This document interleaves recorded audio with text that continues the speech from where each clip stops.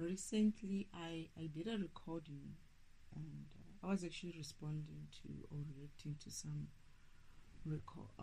video talking about something to do with the simulation of this environment and why the simulation is so difficult. And in that recording, I go on to discover more. So that video was actually sent to me so that I can get to this point where I would explore. I think this is where I'm talking about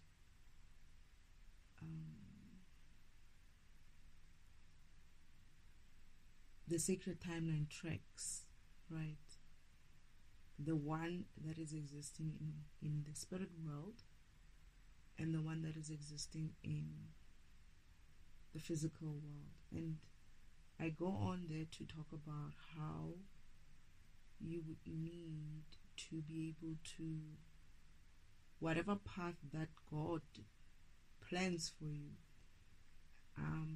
you have levels that you need to go through in order for you to reach the end of your mission or your purpose or your destiny, and therefore reach your goals that you wanted to come and achieve when you come here.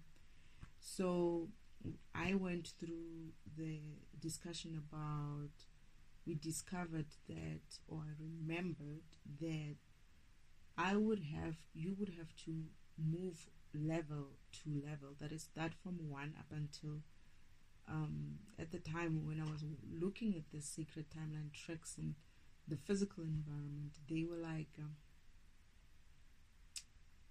10. They were like 10, right?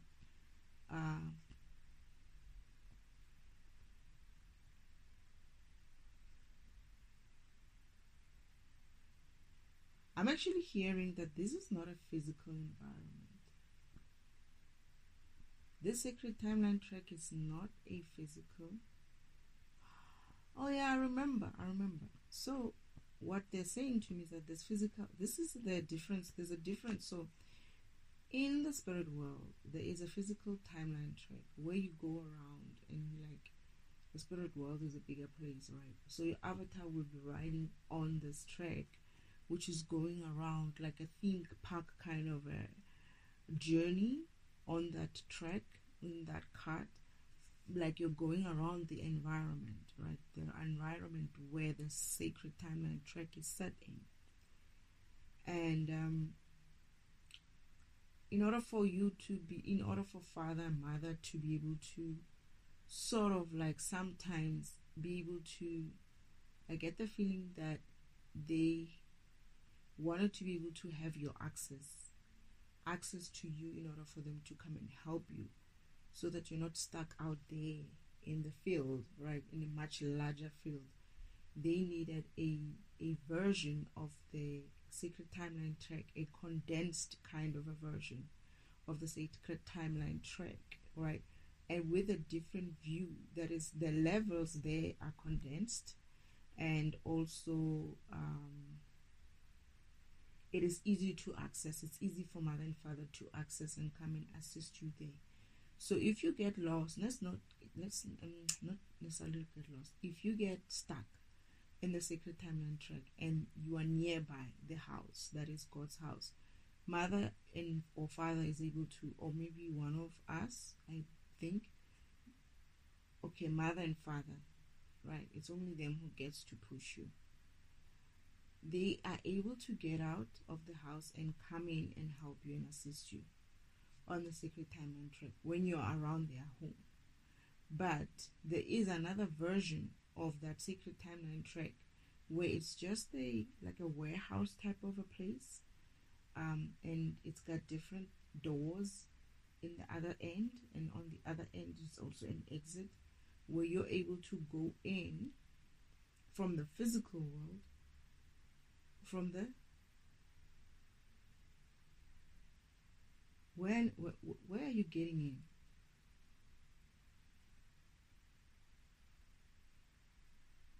So once you are birthed in the physical, your avatar also shows up there on the condensed version.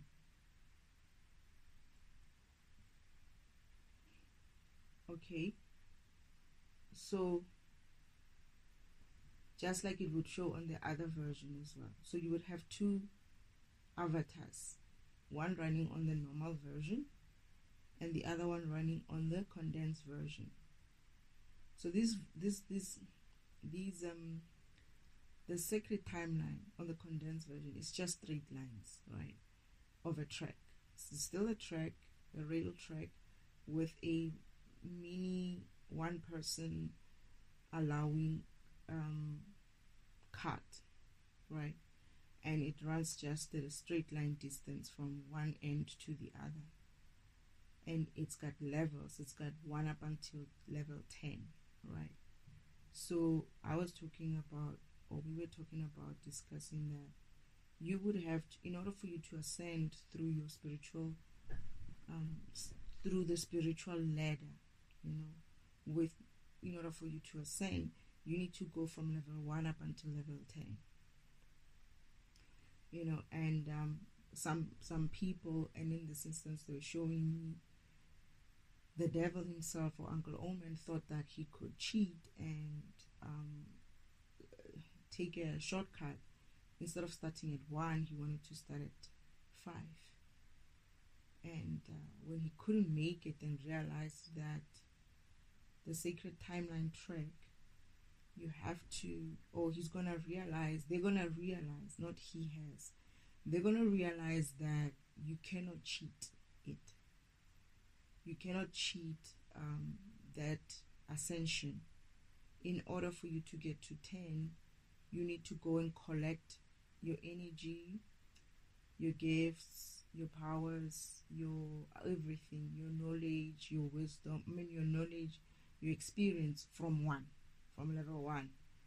And as you gather those energies and those points and whatever, you're able to have enough energy to move on to level 10. And that is, you gather, as you go through the different levels, you gather the necessary skills for you to be able to go through the next level and the next level and the next level up until 10. So Uncle Oldman and his friends found the hard way that you actually cannot just start at 5. You needed to collect some knowledge and some energy from level 1 and take that through to level 10. So eventually they would have to go back and start from level 1. Now, I was asking the question while they were going in and out, and I'm like, Father, but I see these people in the physical. How did they get to try? Because they were basically trying, what they were trying to do is they were trying to, at some stage they got to this idea or this plan that they were going to, for instance, one person will go to level 5, learn the tricks and get the tricks of level 5, the knowledge, the tricks, and the energy for level 5.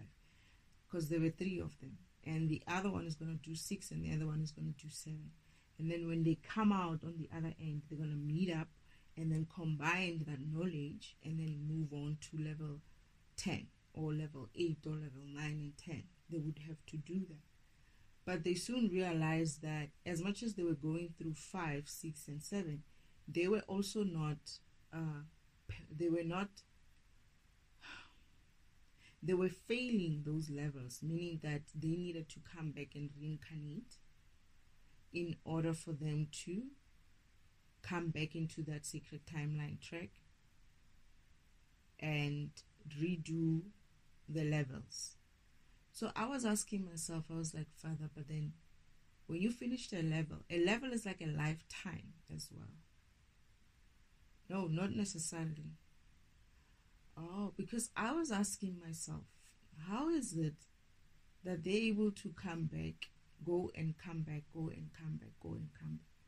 So I actually was making it a mistake. I was thinking I was equating each level to a lifetime. But what I'm getting is that you can take a lifetime to do a level. But it's not to say that a level takes a lifetime. You can use one lifetime and go from level 1 up until level 5, and another lifetime and go from level 5 to level 10. But you can also take a lifetime to do just level 1 and you're done. You die, you go to heaven, and then you come back, you reincarnate, and then you go through, let's say you finished 1 and you're able to pass 1, you have to go now, come back and do 2, right? And when you do 2, let's say 2, you also manage to complete it in 1 lifetime. That is, when you die, when you come back, you're going to join 3. But if you, let's say when you get to 3, you don't manage to finish it in that 1 lifetime, you come back, you die, you go and get reincarnated, and you go through that sacred timeline of number 3 level again. But what I was asking myself, Spirit, is how is it that they're able to go in and out, like go into 5, get out, run through 5, fail if they failed, or pass if they passed their tests, come out and come back. So I'm getting that they don't necessarily have to die to redo those levels. It's just you have to learn that lesson within that same timeline, lifetime. If you didn't get a chance to learn and relearn that lesson during 1 lifetime, then you would have to die and then come back and retry it again. But now, I don't understand how is it that these 2 guys who joining Uncle Omen, who normally usually are around Uncle Omen, right? How is it that when are they dying and coming back and redoing this? Is it that they're trying this thing in this lifetime, in my lifetime? They're trying to relive this lifetime. But what I would ask as well is, if I understand Uncle Omen and these people, then must have been here long. The question is how long? Like they never died. It's almost as if like they never died. I'm asking myself this question. It's like, so Uncle Omen never tried to reincarnate again, never died and finished a lifetime and came back. And how is that even possible? How are they able to live this long? As much as I am, they must have been able to live longer to sustain themselves in this environment so that they don't die. And I got the feeling that they were using me somehow, using my energy to sustain themselves. But I didn't understand how that even works, because I know that when I was growing up, I remember asking my great-grandmother how old she was. Okay, I'm not going to share it because I promised her not to tell. Right, but she mentioned a big number, a very huge, unreasonable number, right? Like a big number. And I thought she was wrong at the time, and I thought that maybe she's not our way. She doesn't understand the numbers because she was older, right? She's an older woman. At the time, she's not at that time where school and all of that kind of a thing are like available to people like her. But then so is my grandmother. That is, my great-grandmother said she's very old, and my grandmother now, she keeps talking about her age, and she tells her age again in a very huge number, right? And I'm like, is she just unable to move past it or what? Because we keep correcting her, but she keeps saying her age is, a certain age. I don't want to give out what that age is because it's going to give out my grandmother's age, my great-grandmother's age. But these people, they're beyond ancient. I don't even know what to call them. So I was asking myself, how is it that they are able to not die and able to keep living here, able to keep fragmenting this environment, and able to come back, go in and out of the sacred timeline track, finish it,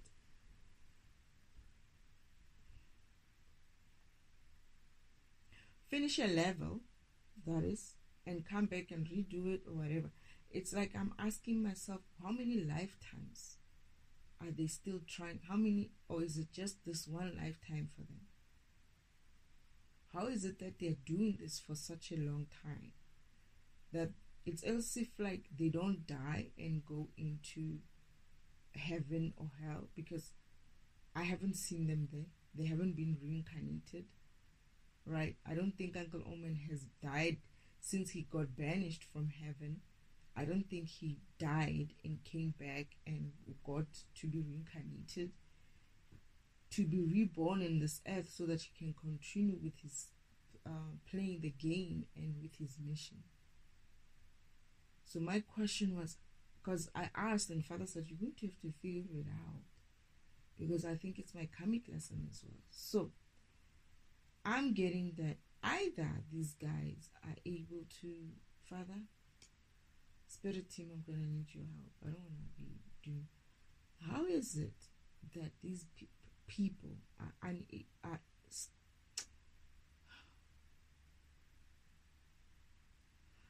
they're still playing this game?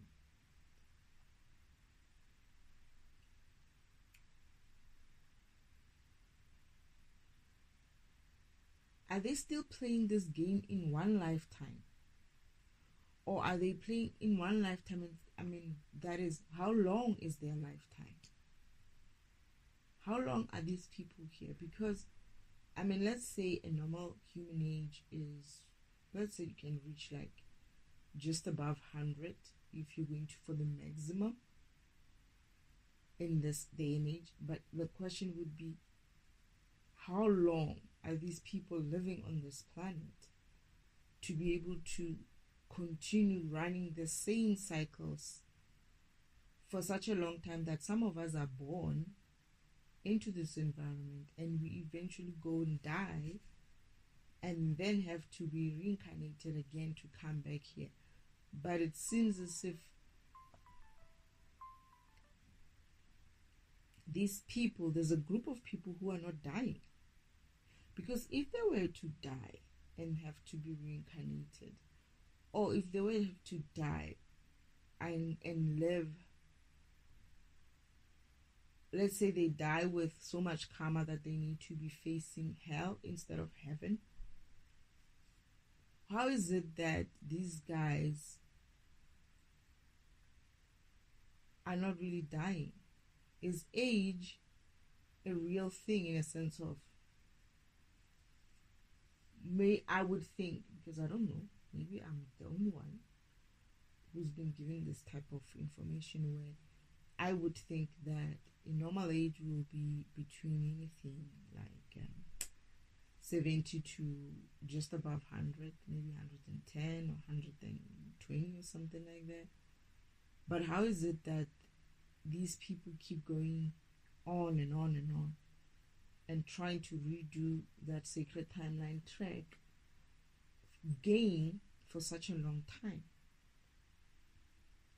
I don't understand if Uncle Allman is showing up in that sacred timeline track after the fact that he realized that he has no choice, or he went there before. Oh, I find him here. I found him here. I find them here. I lived through the sacred timeline, and I managed to do up until this level, right? This is divinity. Did I reach where am I? Which level am I don't know if I need to understand the levels. What are we doing with the levels?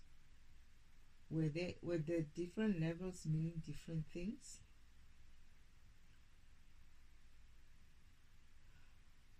Okay, I'm getting that the levels also have meanings, different meanings. Level 1 to 3 are kind of like your foundational kind of levels, and I do realize that you have to break through from level 1. You have to break through 3.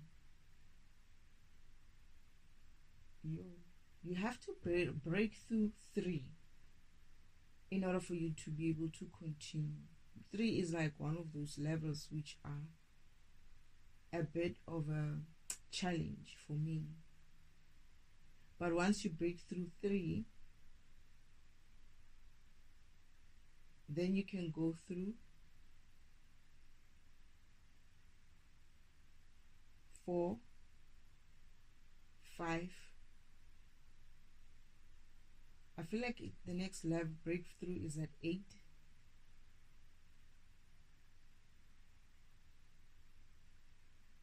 There is something about you doing something to reach 10, right?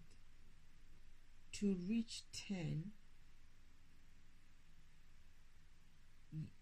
to get through 10, you have to, is it between 8 and 10, or is it 8 or 10, where you have to be doing something big for humanity? You have to do something big for humanity.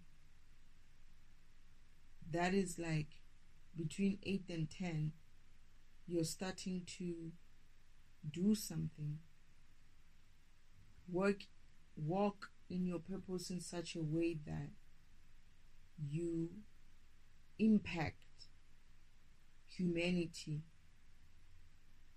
in a positive way. And I guess this is why Uncle Omen would fail at 10, because he tried to do 5.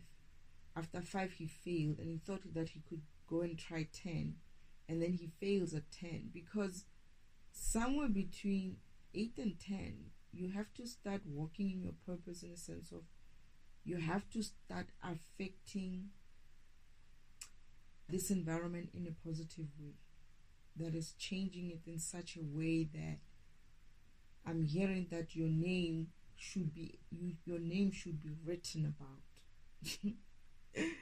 Okay, so you, like Yeshua, right? Yeshua came, and when he was walking in his purpose, he was affecting people around him to a point where he was teaching. Oh, that's why he needed, is that why I need to teach as well? Oh man. Okay. Brother, your shoes are too big. Your path is just too yeah. So I have to also start walking in that path, in that spirit of Yeshua, right? And walk in my purpose and teach. Okay? And once that happens, that is level between 8 and 10, 8, 9. It's me walking in that purpose. But I need to also affect or make such a change in this environment that my name will be written about, or something like that. So Uncle Oman achieved, I guess he achieved his name being written about, but not in a good way. You need to do it in such a way that you impact this environment in a good way. So he's failing because of he's not affecting the environment in a good way. He is definitely affecting the environment, but in a state of, when he ends up at the end, he ends up on the other side of the sacred timeline track, that is the hell side, right? not necessarily the divinity side. So I'm getting that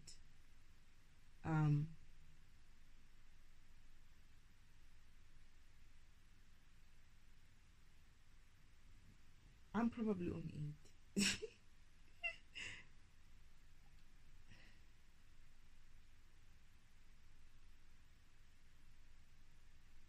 Am I finishing 8? I'm gonna be on 9 soon. Wow, really?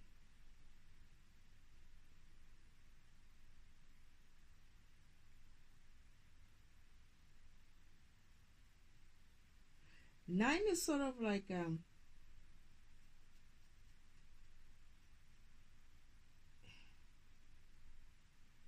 it's just a continuation of 8. That's what I'm getting when they say between 8 and 10. 9 seems to be like you just continue what you started on 8. All right, you're walking in your purpose still on 9.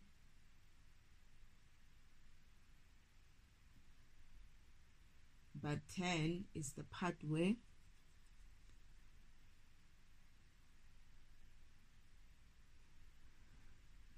where your name is going to be written about or something like that. That you would affect. I don't know how that's gonna happen, so we'll see what my spirit team has designed or has planned for me. We'll see about that. And this is when you have reached, for me, my path is different from other people's, just like every other person's path is different from every other person. But what they write about you is based on what your program does or who your spirit program is. It's not necessarily that you would be written about in a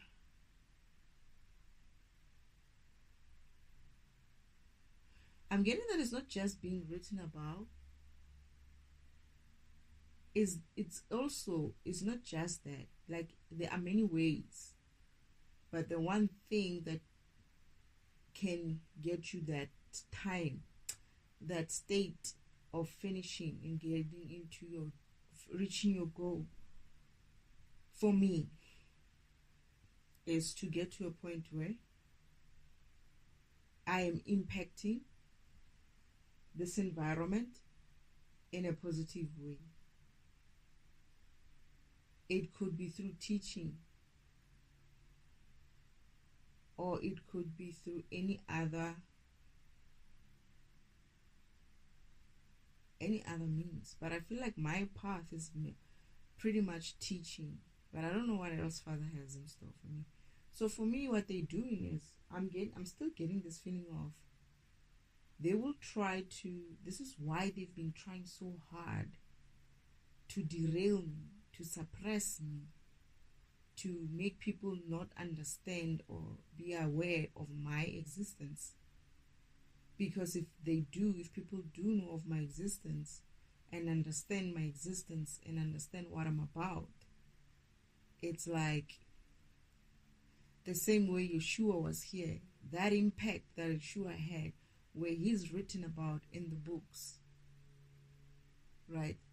They don't want that to happen for me. And I think I remember on 10, right?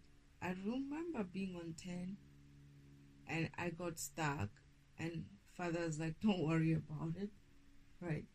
They got me stuck. I don't remember what it was, but he said to me, you're going to get over it.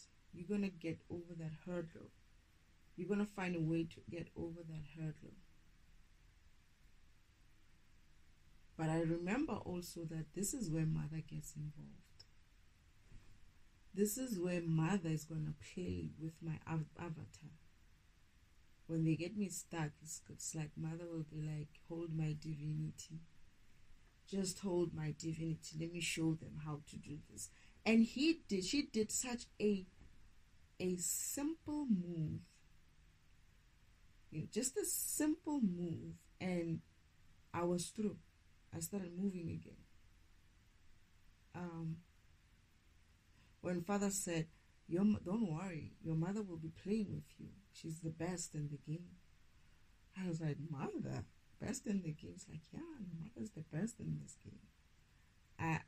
I get to see what my mother does. I remember that she does something.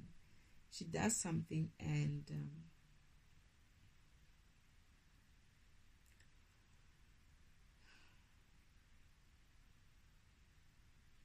yeah, and she does something, and I get to move again.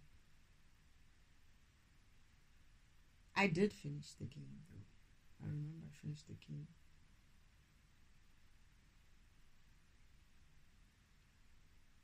And oh, they're gonna play some tricks.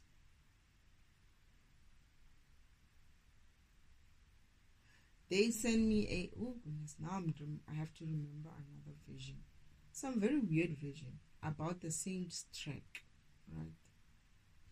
And this time, oh, so this is where I am right now.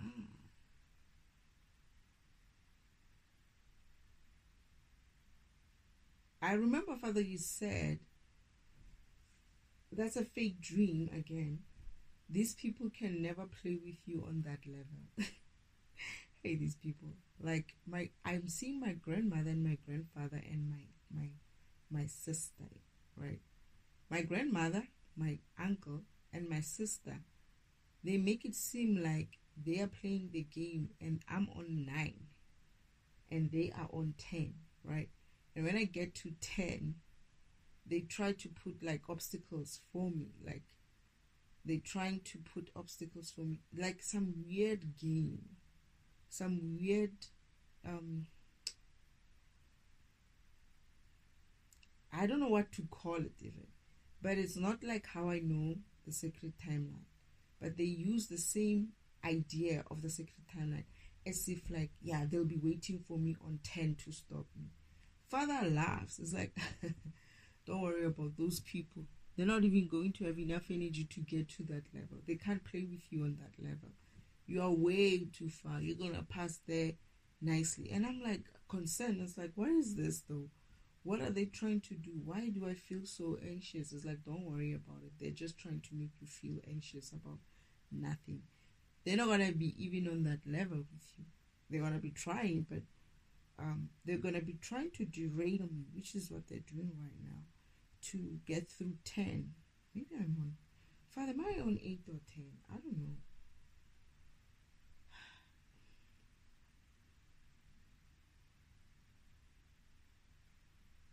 Okay. Okay. I remember I did 9 quickly. I remember that. Okay. And then I'm gonna be on 10. And I'm going to get stuck somewhere because of the bullshit that they did. Or they're gonna try to do something like that. Which is what they're trying to do now. I'm getting that they already started doing that.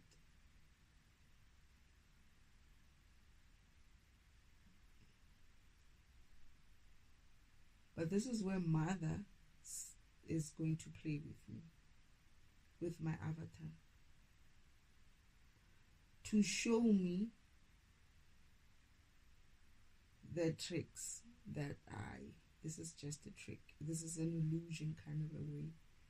They're just making it seem like something, but you're gonna figure it out.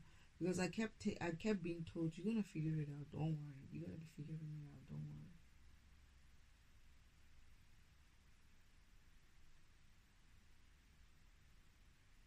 Is okay.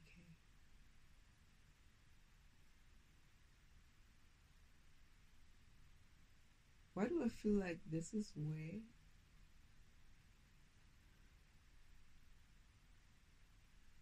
okay. Anyway, so something like that. But I'm still asking the question, how is it that these people get to be retrying over and over again to play the sacred timeline trick, but they're not dying and getting reincarnated. They're still using the same lifetime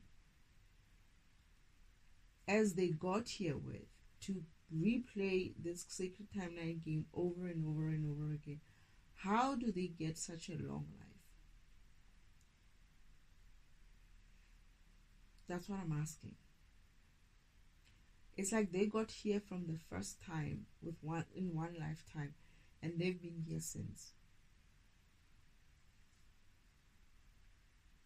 I can't say they are using just my energy to survive, because a lot of them, like the devil, has been probably way longer here than me and most people. Since he was cast out, that's what I'm understanding. So how is he keeping himself existing? Ooh, I feel like this was supposed to be something that I have to figure out.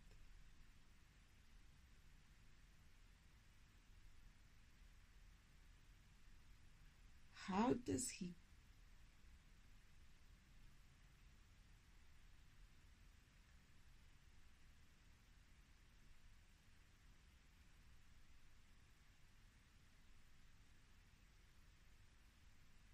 something to do with his embeddedness state? Because of he is in an embedded program that is fragmentation, and he was supposed to be pulled out, and he can't be pulled out until upgrades happen. Ooh, they're tapping on the roof, so I'm right.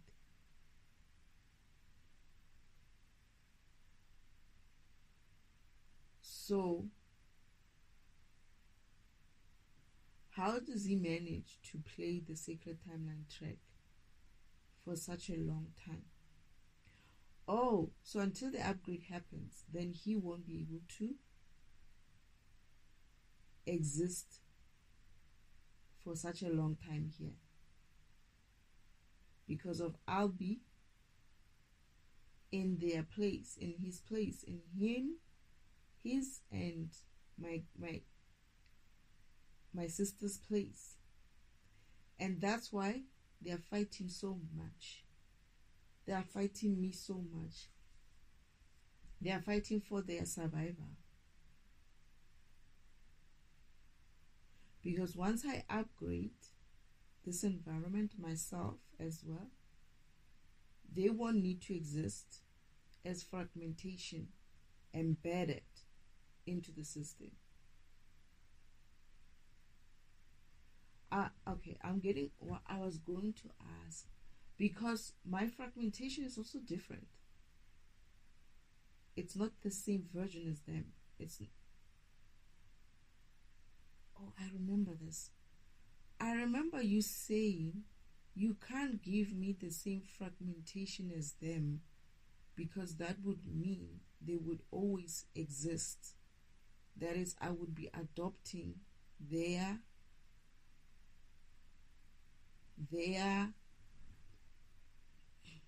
karmicness. So you had to write a new fragmentation program for me. Oh, is that why? Did Yeshua have the same?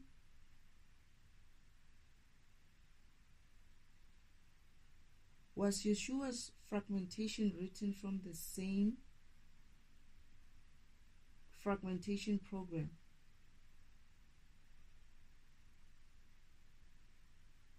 It was that's why you decided. So it was a new one. However, you used something from the old one.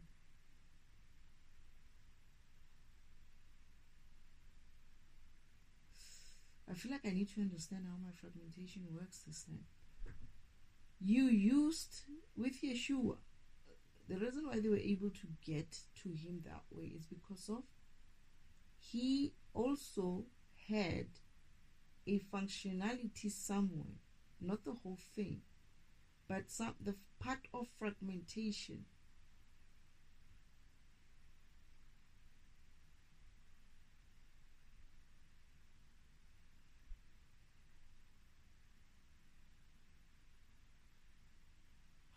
You had it separated. Oh, it's not that. So it was a new version, but it was still running fragmentation and defragmentation. But with me, you made one program. Ooh, yeah, they are biting me. It's true. You made one. It's not parts, so I don't have parts. I'm not separated into fragmentation and defragmentation. I am defragmentation, and I do it seamlessly with fragmentation at the same time. It's not like, because I used to think that I run the fragmentation. Yeah, they're upset. It means I'm right. I run the fragmentation process first, and then I run defragmentation. It's not that way. With me, it's the whole thing is a defragmentation. I am pure defragmentation process. I don't put the blocks apart and come back and put it back again.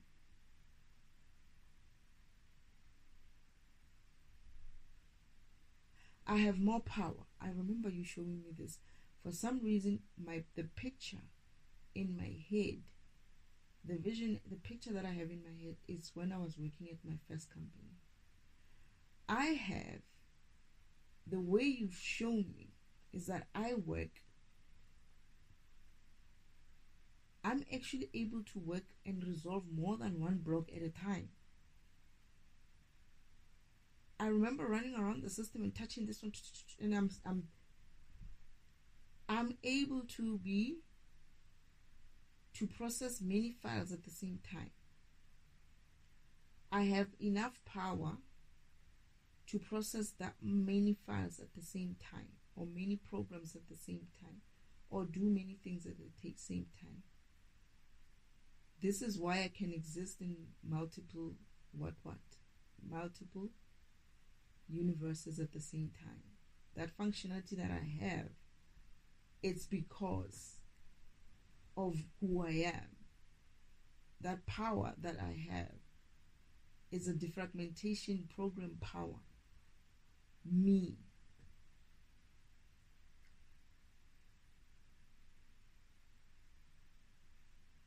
I remember when I was young, you showed me when I started getting faster at resolving the blocks. I split up. I actually split up. I became many. Oh, fuck. I remember that. I was a child and I was watching myself becoming many. Solving that block there, that block, but and then done. I am that way. Where Yeshua had a fragmentation separate, defragmentation separate. I am one. I am everything, fragmentation, defragmentation in one. This is why they cannot emulate me. They cannot destiny swap with me. They thought that they would be able to absorb or hide themselves in my fragmentation function. They couldn't, because mine is integrated. When you say I was able to integrate my light and my darkness, that's what you mean. When you say I was able to integrate my feminine and my masculine, that's what it means. It's like they are one. There's no bridge. There's no split in them. They just click inside. They're just one program. That's what you were saying. I managed to bridge, to integrate them. It's one tool, it's one function. It's not fragmentation and defragmentation, it's defragmentation. It's a different kind of defragmentation. And that power that I have to split myself into many and work on different programs or different blocks at the same time enables me to, this is why, it's because of I have that. Also, it's because of I have that power. That's why I'm able to do them at the same time. My energy is able to process many at the same time. It doesn't mean I'm going to process one thing, do one process, and then do the other. I never usually understood that, right? I always thought to myself, I know I'm defragmenting and fragmenting at the same. I mean, I know I'm fragmenting and defragmenting. But what you're telling me is that I'm not even fragmenting and defragmenting. I'm defragmenting.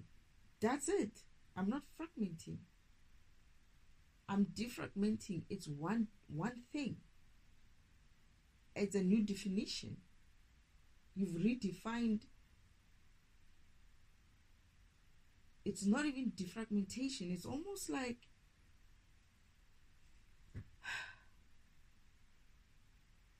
it's seamless. There's no separation. It's like you wrote a program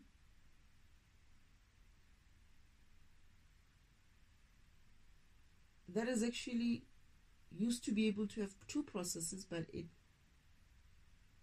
I feel like I should know how you did it. I feel like I know where I feel like you changed something in my defragmentation program. You just had to change one thing into that defragmentation program that allowed me to become two things at the same time.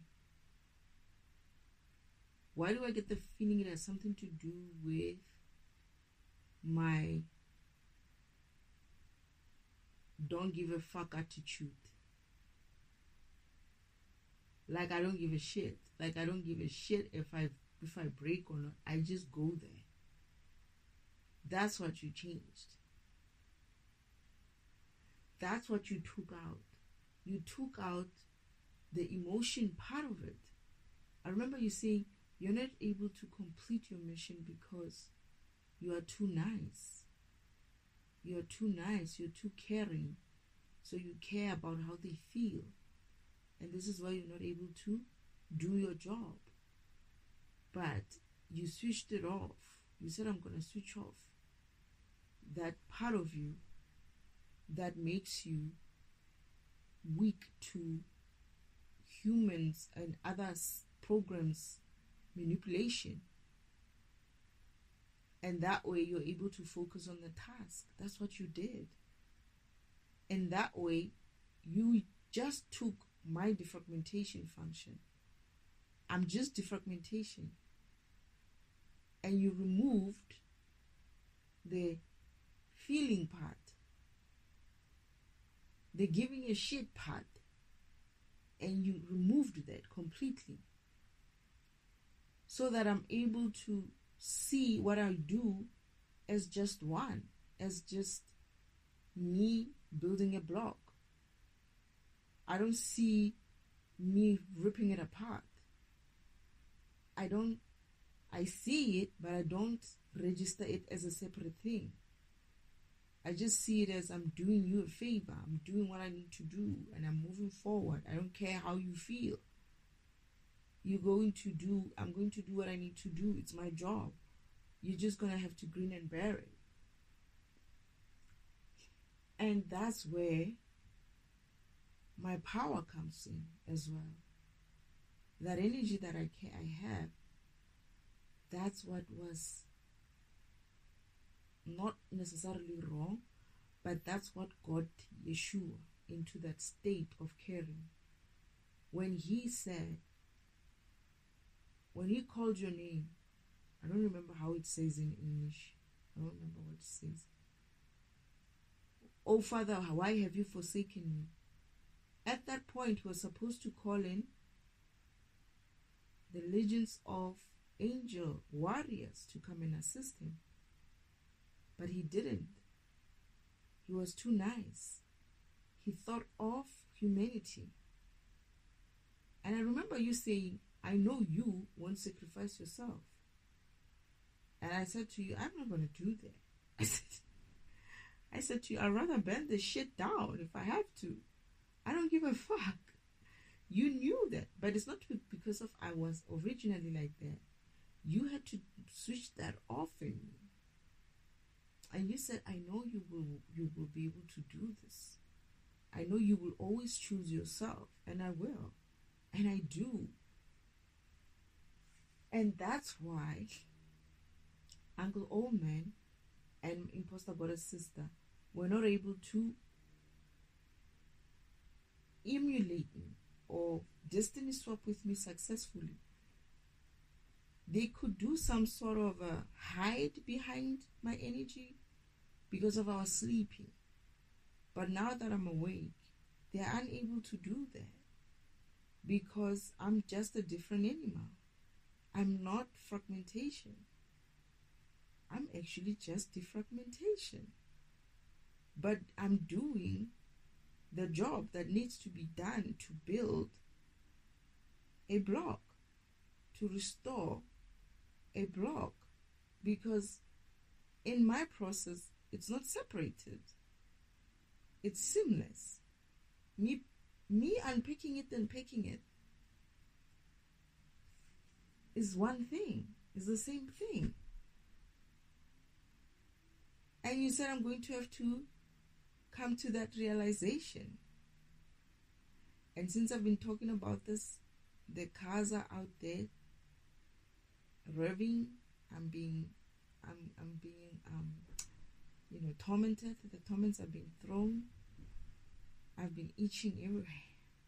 Not too badly, but I've been itching, That's what you meant. That's what it meant.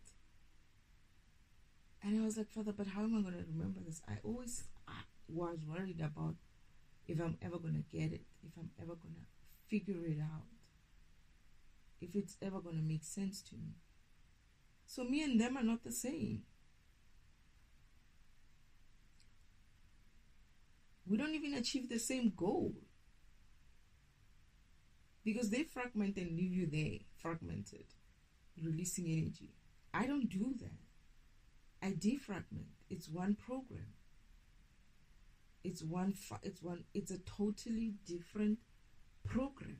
And I remember you saying that's what you did with Yeshua. You thought the separation of it, the defragmentation will have power to pull through the fragmentation, but the fragmentation was the reason why they were able to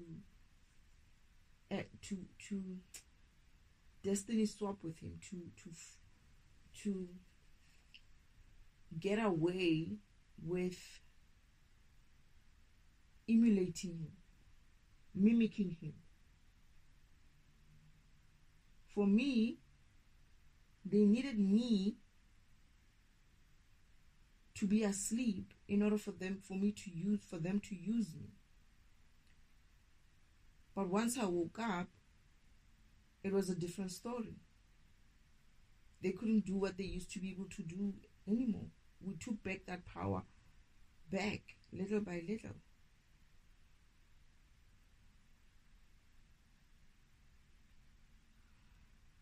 Oh my God. I was wondering why I was feeling so compelled to do this continuation of this.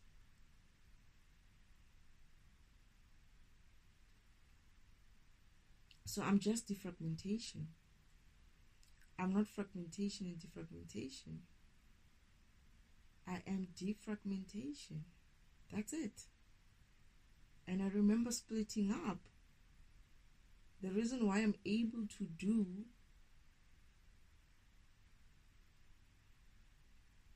one job, two jobs at the same time is because of I can split up into many. I remember I used to split up. It was kind of weird watching myself become many. And many. It's like I'm there. And it's like I'm doing different things. It's because of that functionality that my defragmentation is just defragmentation. I leave no seconds in between pulling you apart, and it's like it's the same thing. Me putting you together and pulling you apart is just the same thing. It's like it's so fast, it's so high vibrationally that you can see the difference. You can say, oh no, now she's defragmenting, now she's fragmenting, now she's defragmenting, now she's... It's the same process. I'm so fast at it that it looks like one thing. It is one thing. And that is also because of the emotions that I switched off, that you switched off.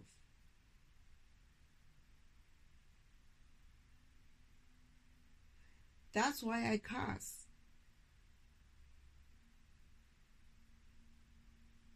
I remember you saying, but you're going to develop a... I'm going to switch off your feeling thingy. You're feeling emotions of feeling sorry or something, but that's going to have an adverse effect of you being a cussing person.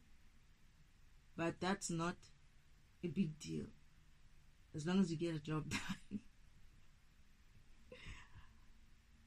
That's why I curse so much, and that's why I love that language. My goodness.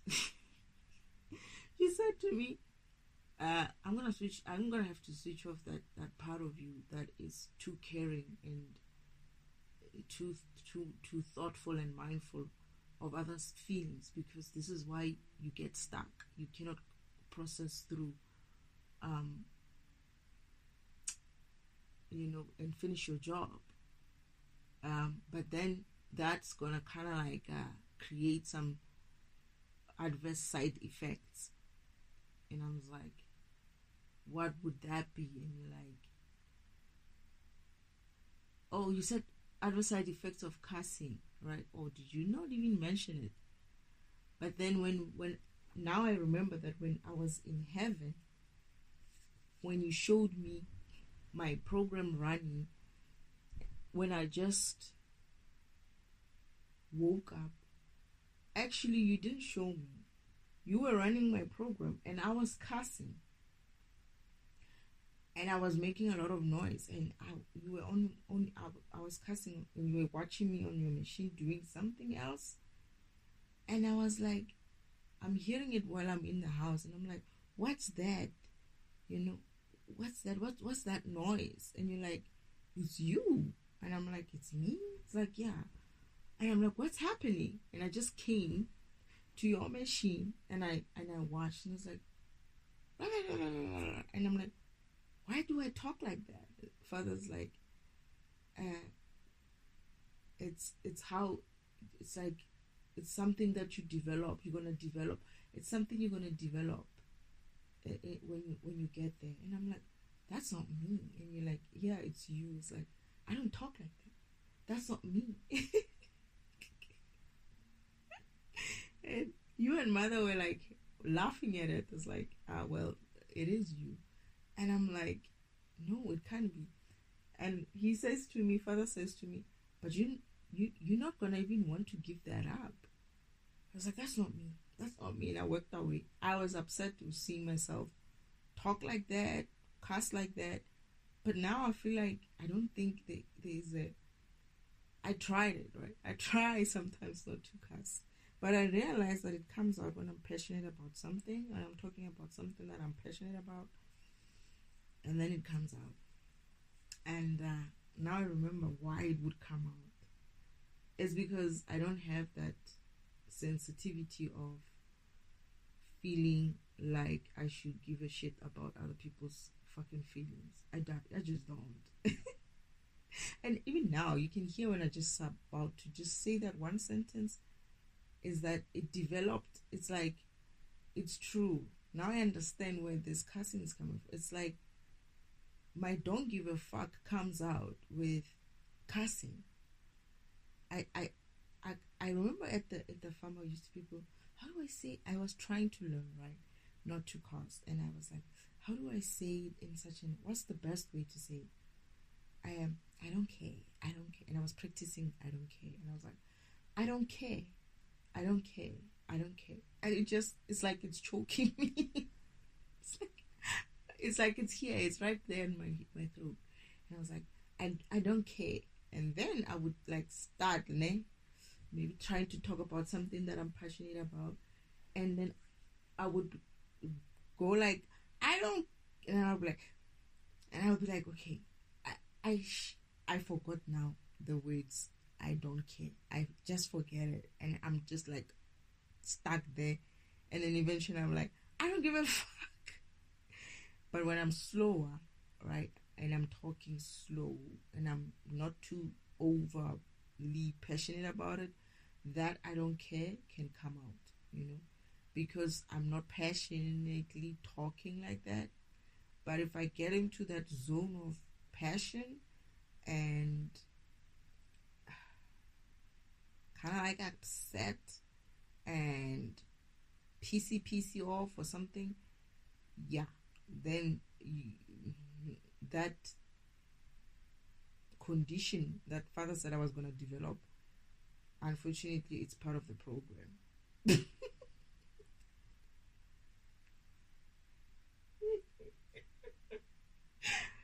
It's part of my programming. Shit. That's the reason why I cuss. And I since learned that cussing is not low vibrational. It's just a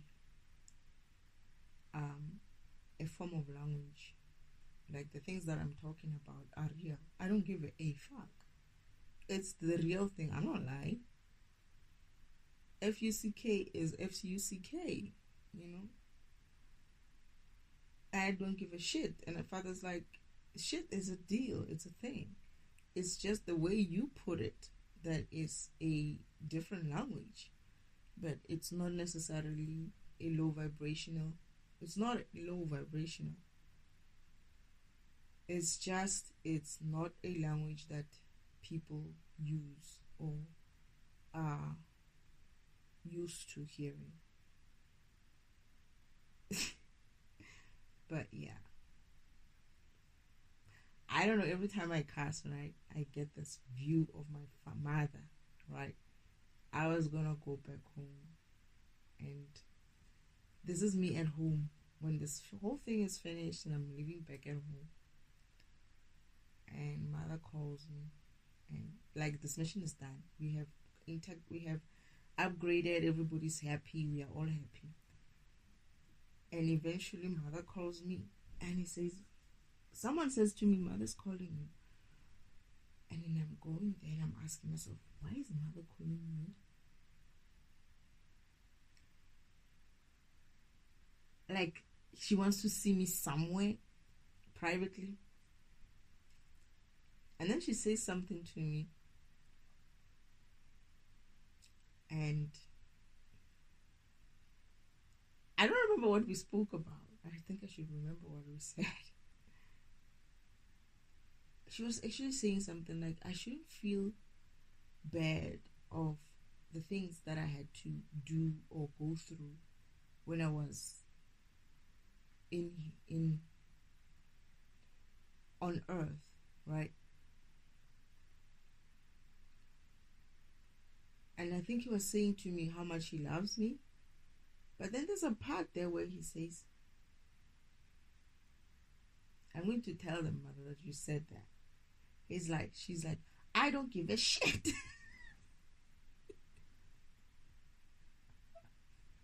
And I was like, oh. in heaven, by the way. And then I just had my eyes wide open, and the next thing I was like, I just smiled at her.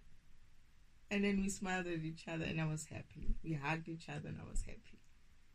I guess she was trying to make me understand and make sure that I understand that I'm okay, I'm good, I'm not that bad. And she can actually say such things in heaven herself. It's like, you didn't just say that. Here in this environment, she's like, I don't give a shit.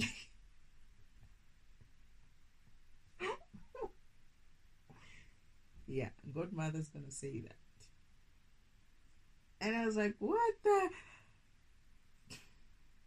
Even those thoughts, when you're there, I was very mindful. I think that's why she called me. Because I think I was being very careful and working on eggshells around the environment, because that's one of the things I'm a kind of going to be sensitive about. That how am I going to take this cussing person into heaven? How do I go back home with this condition, right? And Mother was just trying to make me realize that it's okay. I guess everybody sensed it, that I was keeping my emotions and my passion and the way I think in check, because I felt like that's not the kind of language that belongs in that kind of environment. And I was really walking on eggshells. I remember that. And then someone says, Destiny, Mother wants to talk to you. I think that was my sister. And I was like, oh my goodness, what did I do? What did I say? What did I say? When they say they want to talk to you, that kind of, I want to talk to you. And I was like, damn, what did I do now? What is Mother going to talk to me about? And when I get there, she said some very beautiful things. And then after that, it's like, and like with passion, the same way I say it, it's like, I don't give a shit. It's like, and I'm looking around like, who saw you? Who had that? And then I just smiled at her. I understood what she was trying to do for me. Like, just relax to it. You're still good. And yeah, that's me, Destiny. Defragmentation. Thank you, Father. I guess this is where I'm still going through my spiritual bullshit. This is one of the things that I had to. Oh, interesting. This is one of the things that I had to realize in order for me to ascend. I needed to realize this part about myself. The fact that I'm just defragmentation. I'm not fragmentation and defragmentation at the same time. I am just defragmentation. And I remember Father saying, you don't need to have fragmentation. You are that powerful. You're able to defragment a block without fragmenting it. Your power, your energy gives you that kind of power to move in such a way that there's no loss of energy when you fragment the block. Oh, is that why? It's like I'm that fast. This is why you taught me to. Father kept, I don't know how many times I did that exercise, right? He used to throw these blocks on the ground and on the floor and have me choose, like, it started off with like small little pieces, and then she would have like a lot more different colors. He was just training me. And at some stages, like a lot in the house, like a lot in the living room. They have moved things, and it's just, and I get in there and I'm like, oh, this is a lot, right? But at the same time, I'm like excited, and he's timing me. I think it was timing me. But then I started moving, And he's like, yeah, he was timing me, I remember. And he's like, you did this in so many seconds and what, so much time. You have to improve, do it better. There's a time when I'm like, whine, it's like, I can't, like, no, I can't. It's like, you can do it, Destiny. You can. And then I tried it, right? And I kept saying I can't. And it's like, you can. You have the power.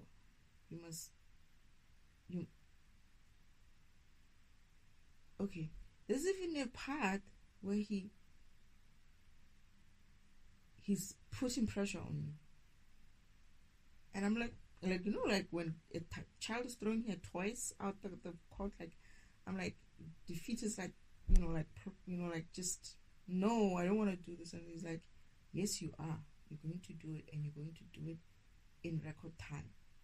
Go. I started off, I just didn't start. Go, Destiny.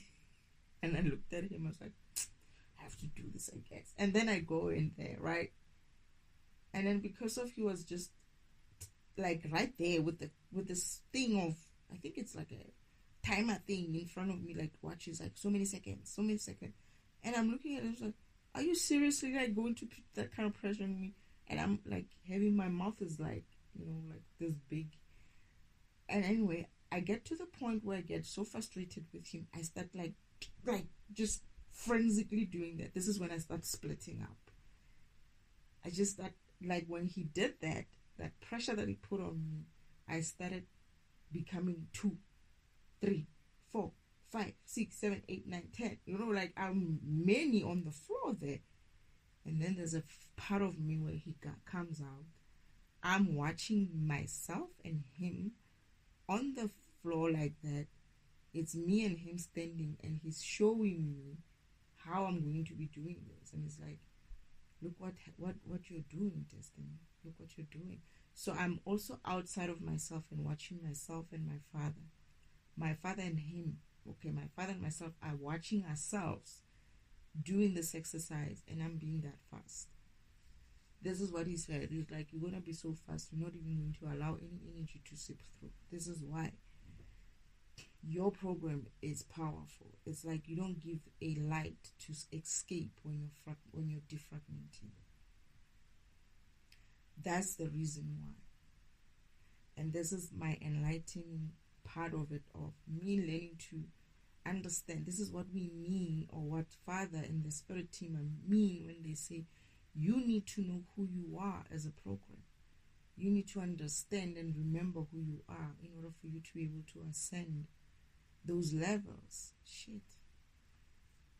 I remember Father coming to visit me and saying to me, this was when I was working at my first job, and telling me that about this split in programs, fragmentation, defragmentation, and that I'm going to have to figure it out. I'm going to have to figure something out about myself with regards to the story behind fragmentation and defragmentation. Figure out what's the difference between myself and the other fragmentation and defragmentation programs before me, in order for me to be able to ascend. I remember that. That's the only part when he told me about ascension, to be honest. He said in order for you to ascend to the next level, you're going to need to figure that out. But he didn't tell me what is it that I'm figuring out. He basically just... What did he say to me? He didn't say exactly what it is that he actually talked about the other program and Yeshua's program. Other programs and the problems with the other programs, fragmentations, and how they manipulated the next light, that is Yeshua, because of they were able to sort of like hide in his shadow. That is, Yeshua was both dark and light as well, right? That is fragmentation and defragmentation, but they were split programs. This is why these two were able to hide themselves and use his energy in that way. I feel like I'm releasing him again because of their embedded, right? So when you put in a new program with that kind of functionality, it's like ancestry to him. So it's like he's joining the ancestry of my uncle, old man, and my imposter goddess sister. So they essentially become part of him by hiding themselves in his energy. He's the one with the energy. But they would manage to hide within him in order for them to use him and his energy as their own. But for me, they couldn't do the same. The only option was to keep me in a sleep mode. For me never to be aware of who I am. They cannot destiny swap with me. Even if they tried. This is why they're failing. I'm getting that this is why they're failing. Because they think I'm the same as Yeshua. That is, I have a split fragmentation and defragmentation. They don't understand that I'm actually just one program. That is defragmentation.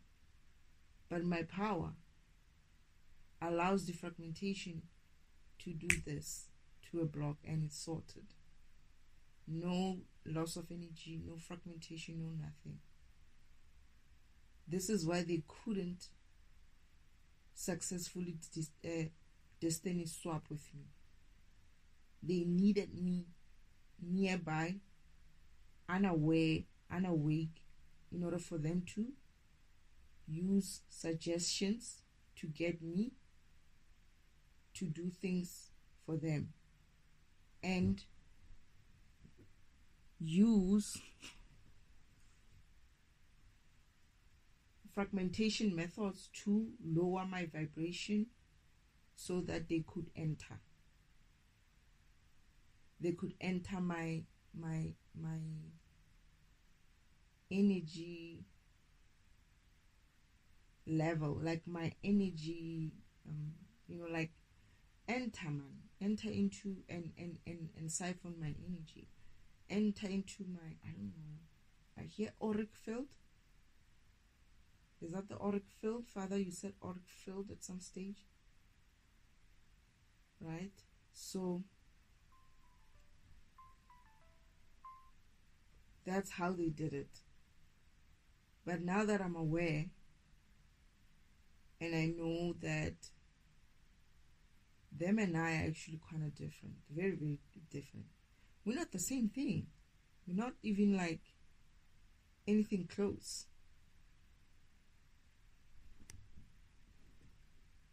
They don't even have the energy to do that. They can't even split themselves up. They're too slow. This is why fragmentation with them is so detrimental to the system or the block. They are slow. Even if they did defragment you, they would be too slow to build you up. That is, they are a karmic kind of low vibrational tool. Okay, I see it. Now I see why Father says he didn't give Uncle Oman enough power. But I'm also getting that I was created differently.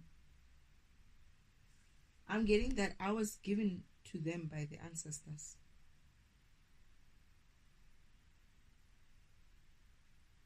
It's like, I remember mother and father watching me in the baby cot.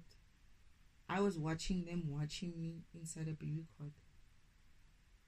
And I'm this bright light inside this baby cot. I'm just light. And father and mother, father says to mother, the ancestors came through for us this time. I remember that part. They look so happy. Like not just happy, it was more like hopeful. They were hopeful that finally they have something, or a child that will be able to manage to achieve this task. Great things.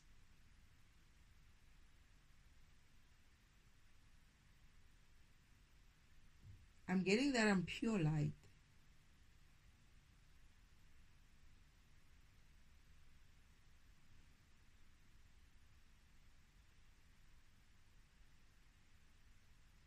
So I'm asking, how am I able to be both light and dark as well? I'm such light. I'm able to absorb any darkness. And I'm able to use that darkness to my advantage. I have enough capacity to consume a lot of darkness.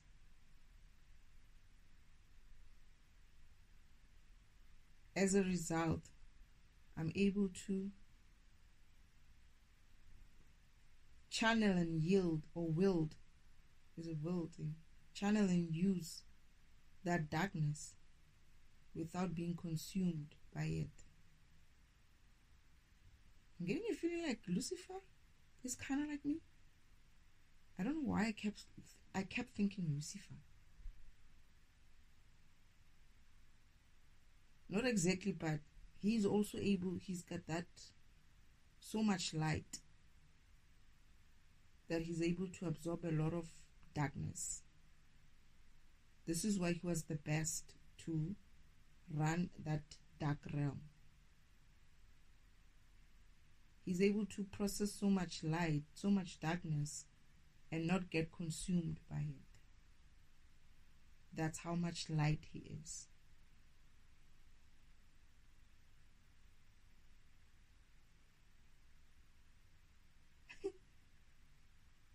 I'm a bit like him.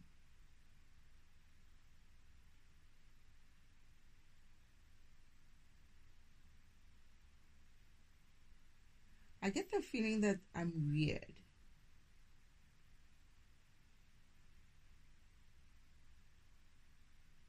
That's why he used to look at me like, what is this? He also used to give me that look until he got a little bit used to me. Like first time when my other brother saw me, he's like, what's that? It's funny because I complained about their light when they come into the house. Like, why is it so bright? But when it's just me and father and mother and maybe Yeshua and a couple of other brothers and sisters who are around the house, it's not like everybody. The house is like, okay, it's not too bright.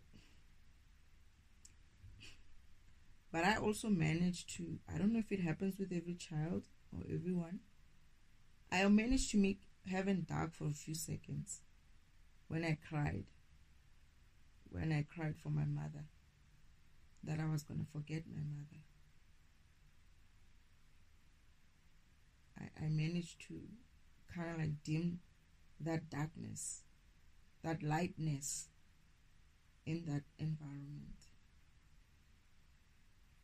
Because it's that broken heart. I guess broken heart of a child is not a good thing. Or maybe it's a broken heart of a child like me.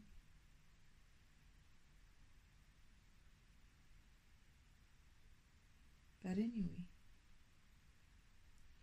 So when I was recording this, I guess Father wanted to lead me on to this topic as well. Because they say, you need to continue with it. But I'm still not answered this, Father. Why is it that these guys are still here, going in and out of the secret timeline track for such a long time without having to die first and being reincarnated. Because all these people, as far as I see them, Uncle Old Man and the two fallen family brothers, perhaps my family, my whole family as well, they're kind of criminals. So I don't see how they're going to end up on the... And that's why all of them are queued at the side of hell sacred timeline. They're on the queue to hell. All of them. They're not dead yet. The question is why? Why aren't they dying? My grandmother, my great-grandmother died. But how long has Uncle Omi? You know what? I believe my great-grandmother, how old she was. She wasn't mistaken. Because when she told me, she said I should promise never to tell anyone. And I said, yeah, I won't tell anyone. But I'm getting that these programs have been living for a very long time as well. That Uncle Old Man, imposter, got a sister. No. Imposter got a sister, got herself birthed through my mother, what you call her? My surrogate mother. She just went to the hospital one day and they told her that she's delivering. She didn't know how she got even pregnant. Now that was the what is it? Immaculate or what was that word? Conception or something like that. Because they were wondering how this child is coming through. She didn't know. I get the feeling that she didn't sign this contract as well. Of birthing my sister. Oh, by the way, at some stage at the farm, they talk about how they can't find my sister's birth certificate. And they're asking me if it's not with me. And I'm like, why would I have her birth certificate? They're like, no, we thought that maybe you would have. It's just like, I don't have a child. That's your child. What year don't you have? And I was like, I don't even have my own birth certificate. Where's my birth certificate? It's like, no, yours and your brother's is there. It's just hers that's not there. And I'm like, of course she took it. She stole it. She made sure she removes the evidence that she was here. And how she came through. And when they're telling me that, she's passing by and smirking. And I just knew. I was like, this bitch stole her own birth certificate. I wonder why. I was like, I wonder why. And I'm like, she's going to make a run for it. She wants to be able to make a run for it and change everything and be like, I don't know who this woman is. I never got birthed yet. She thinks she can change that.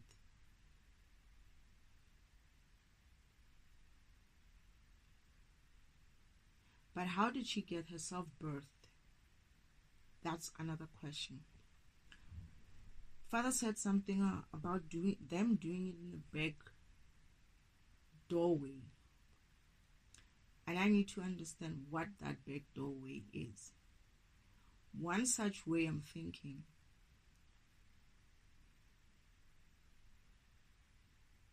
it could be because they're not coming through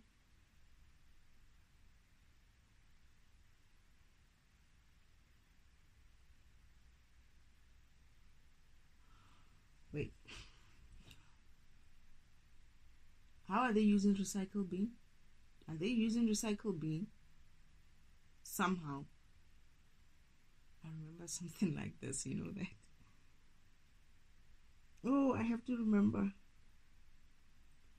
I remember something about recycle bin.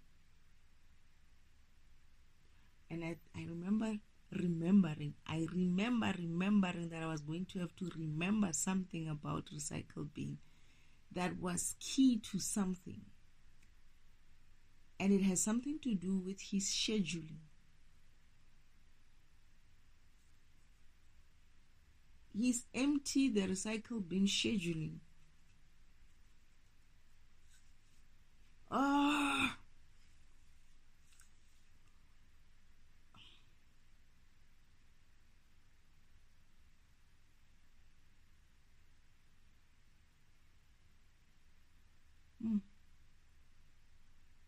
I'm getting that.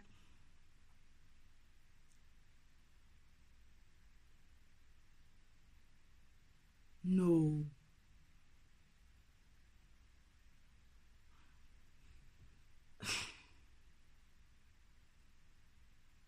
Is this what the guy was talking about, the split between Akashic records and Ukashic records? So when they're talking Akashic records and Ukashic records, they're basically talking storage database and recycle bin database. He's talking about your not fragmented, your karmic state and your world state. Before you were deleted, you were in some sort of a world state, which is incorrect, because you could still be stored inside of storage as a corrupted file. However, when you're being deleted into recycle bin, they deem it to be a state of being where you are being your karmic self, which is not the case, because recycle bin is an energy recycler, pure energy recycler. He's in heaven. He's a heaven program. He's a spiritual heaven program. This is why you said they are spiritual, very spiritual. Recycle bin. I'm trying to figure out where storage is.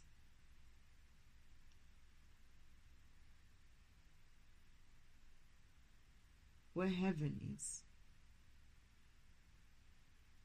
Heaven is part of storage.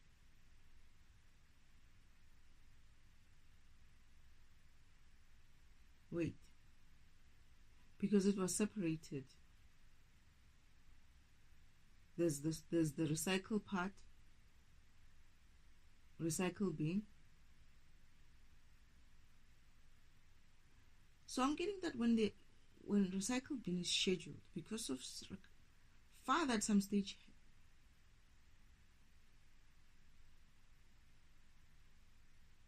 before Uncle Omen stole Earth, fortunately father had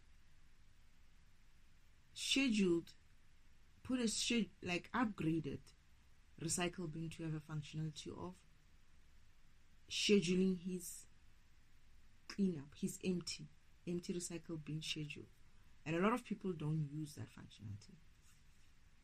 But it's in this functionality, and I see them. I see these fools again.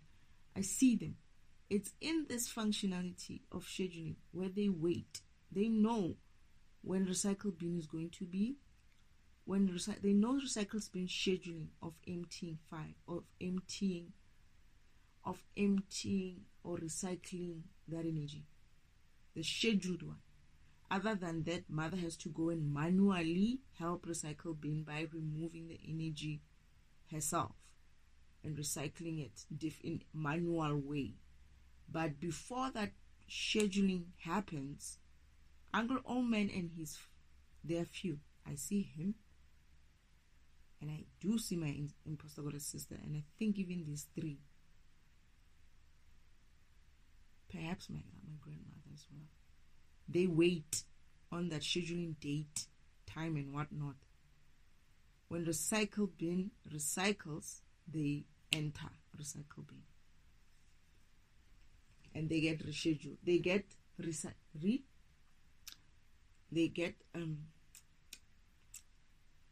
what do you call it? They get recycled. They get recycled, and they have decided or chosen. They make contracts here themselves of who's gonna birth them.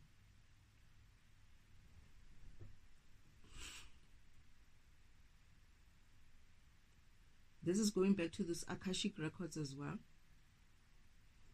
where these people who are moving children, and making them be born by different people who were not meant to birth them. They're moving the child elsewhere because somebody else said, I want a child, and they do some sort of black magic, witchcraft kind of a thing. This is where they're able to use recycle bin to reincarnate themselves. That guy, I must go and listen to that video of it. The guy was talking reincarnation, because I was like, I don't know what he's talking about. I can't figure it out. And I think I deleted it. If I didn't delete it, I must go and listen to it and figure out what environment is he talking about.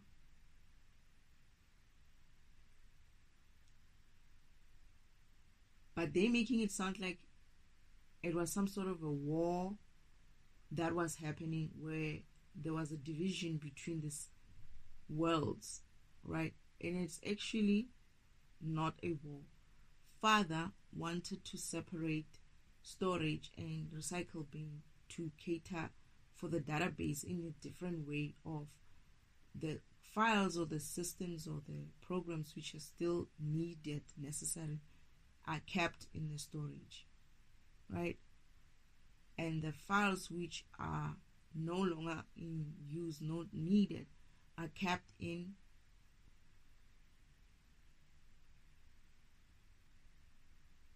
recycle bin. Why do I feel like recycle bin is both heaven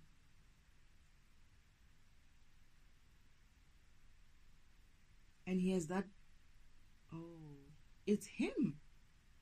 All of that. When I was laughing, and Father didn't correct me, when I said heaven is actually a recycle bin, I didn't get the part about heaven having two parts of him. Because there's a place where, in heaven, where people who are living in heaven live.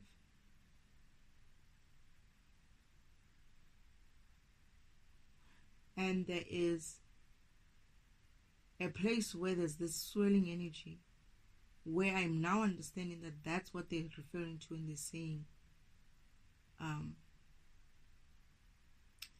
reincarnation is happening from there. Because I knew that it was reincarnation, but I didn't. Father's saying something to me.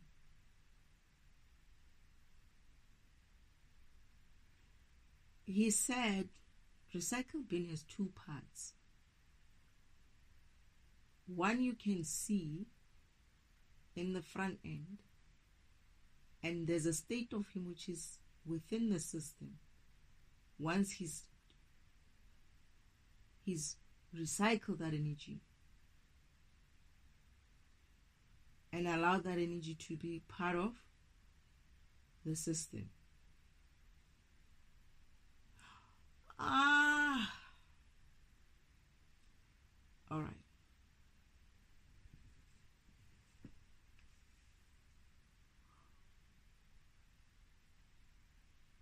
I remember you saying something like that, Father.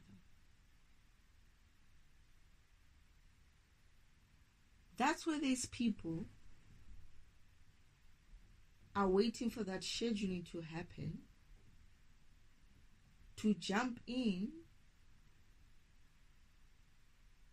and become that state where recycle bin reincarnates some. Now let's talk about reincarnation. I'm confused. Recycle bin sends that energy back. Let's say he had been, so if recycle bin had been holding about 10 gig worth of deleted files, when he's recycling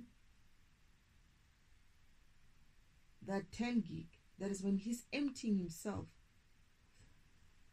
I remember there's a portion of him in that dark place where he's saying that energy goes back into the dark space. Okay.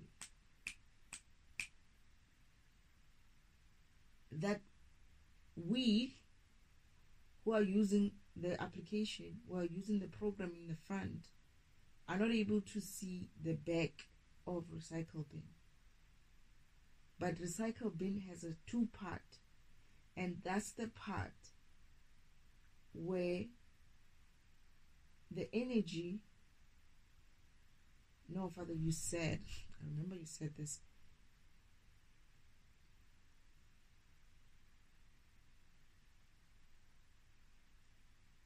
This is where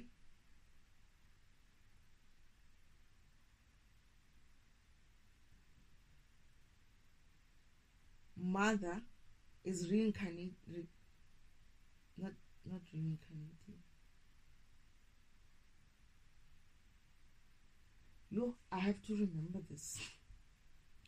I see it, right? I see this thing. I see this vision. I just don't understand it. It's dark though, Father. I'm having trouble understanding why is it so dark in the other section. So the section where there was energy swirling of pastel color, kind of like rainbowish kind, that's the recycle bin. Because of it's colorful like that, because it's different types of programs with different energies. But there's a state before the energy goes back into be available again to be reused in the system, where these entities, where Uncle Omen and them cue themselves in to be reincarnated. It's actually called the reincarnation portion. What does that mean in system? What is that reincarnation? Where is these people going back into?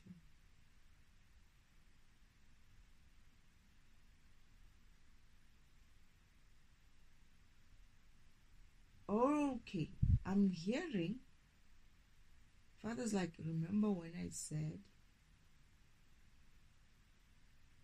when your functionality goes, my defragmentation is able to go back and recreate files which have been lost.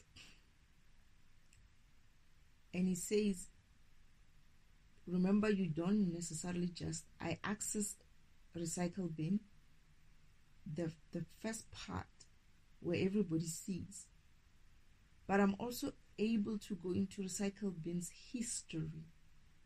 His recycle bin has that's where it goes. Recycle bin has his own separate, this is the dark world, his own separate kind of like a log file or log, like everything recycle bin used to have is in there. Memory, secondary memory, where this recycle bin will store. This is why you can retrieve deleted. Okay, now I get it. This is why when you send your PC to some people who know how to do it, they can retrieve your what do you call it? Whatever, your deleted files or something like that. That's like that. What do we call it? There's a place, man, where this data you can always get, man. It's the same way. Look at it this way. Not everybody. I don't know if everybody knows, but my understanding is that whatever you deleted in your system, there's still a record of it in the system somewhere. I remember me and this other programmer at work.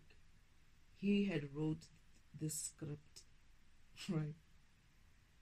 And I don't remember why this guy wrote the script. He was very intelligent. Now I see why I met him. We were very close as well. he wrote so many scripts. He used to write so many scripts, and one of those scripts was retrieval of deleted data. And I was like, why would you even want that? Because like sometimes I delete something and I want it back, and then I go back and like you could set parameters of when you wanted that data from. I almost want to mention his name, and I think he will know who I'm talking about if he ever gets this. He's the one who introduced me to Abraham Hicks as well. But anyway, if you know everything in your laptop or your system, when you delete it, it's not exactly like really deleted. And Father's saying to me, remember when your function, your program goes and retrieves very old, very existing stuff. Like when I rebuild, I'm able to go back in the history, way back into that machine, and find those files that used to be perfect for that block, that used to work for that block. The very last version update of that file that I need to be put into that block so that that block is complete. I'm able to go there, and sometimes the recycle bin has removed it from the view of, oh God, so refined. Thank you, Father. The view of the front end view, the way we all see all the stuff that has been deleted in the recycle bin. He's removed that already and has put it back into the, why am I forgetting this name?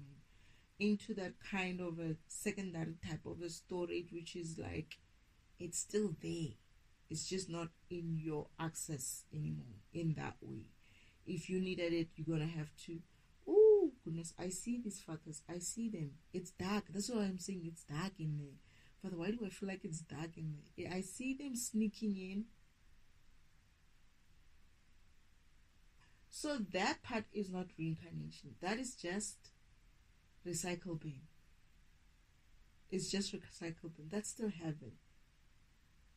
But those people, I remember Father showing me, they wait. It's like recycle bin. After he throws this thing out, in the background, Father let me inside. It's dark. Not dark, it's dark. And it's almost like this energy, this energy that is already selected to go back into storage, right? It's channeled through, it's like chugging along on some track to go back to storage, to be available, to be reused.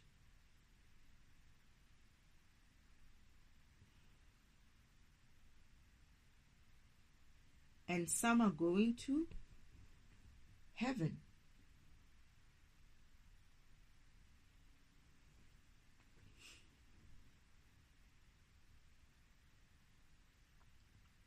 And some are going to hell.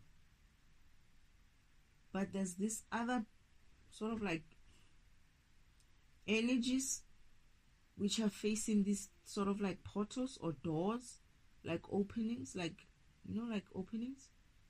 And they get knocked off that belt. They get knocked off that belt of energy going to different places. They get knocked off that belt and they go and stand in front of her.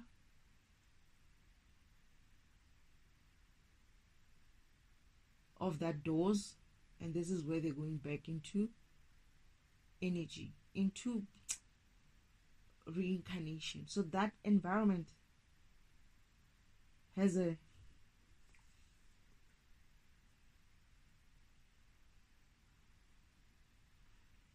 I wouldn't call that whole place a reincarnation environment. I would say it has a, it's like, you know, when you see like a factory belt, right? And there's like any chunks of energies on blocks or bar blocks traveling on that belt. But then as it travels in that belt, that environment is automated to remove energies which are going left or right or wherever they need to go to. You're deleted. You're going back to storage to be an extra energy there. That is an extra space. You're going to hell, and you're going to back to earth to be birthed there. Something like that. And there are doors there, a couple of doors there on that side, where this energy is going to be released there. And Uncle Omen and his crew are standing there, waiting to re-enter. As those gates open, they enter through. Because those gates open at the scheduled time. Since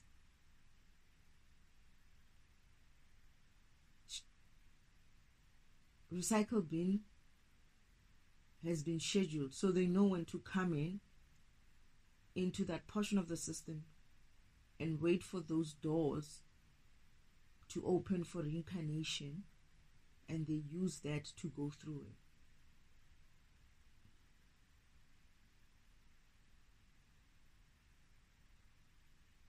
There's something else they do there, which I cannot just...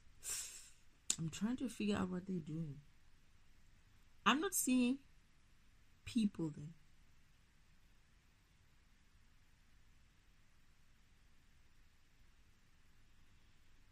Okay, Father, there's more to this detail. I don't remember if I was seeing people or just energy. For me, it looks like it was just energy.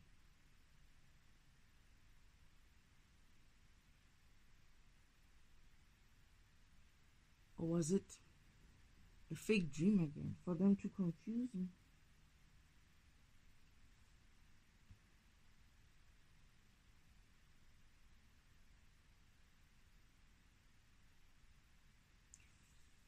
No, it wasn't energy, man.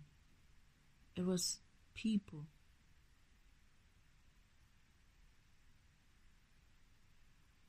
They wait there at the gate for the gates to open.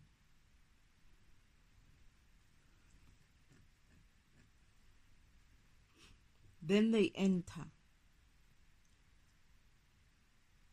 To be honest, and I don't know how this even is, I see Uncle Omen punching someone.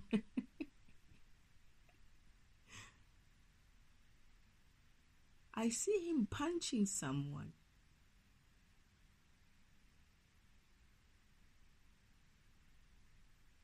To get off the door so that he can stand in front of him and go through it.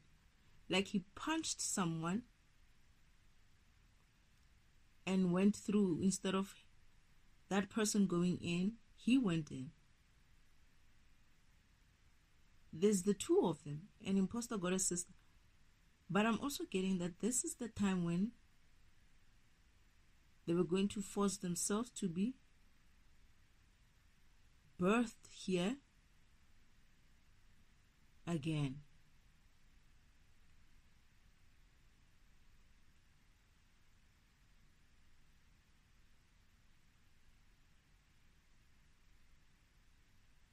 Something to do with my uncle. This uncle I have, this uncle that I have, who's birthed by my grandmother, is Uncle Ome.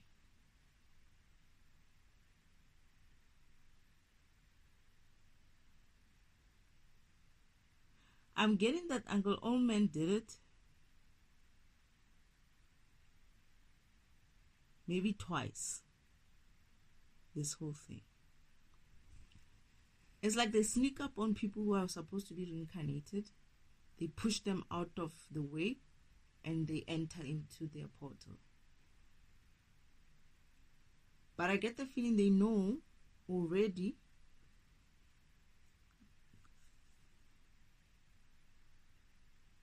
they would have found out the details of who is going to be birthed or who is going to come through. Like when they found out that I was going to, Akashic Records, where they found out that I was going to be birthed, and they waited for me to be conceived. So they do that. They find that out first. Then they go and wait on those doors that they think or they know that these are leading to the specific portal, and they're going to be birthed through. But they did it, I feel like they didn't do it many times. They only did it like once or twice. The first time it was Uncle Om. They were both together like that.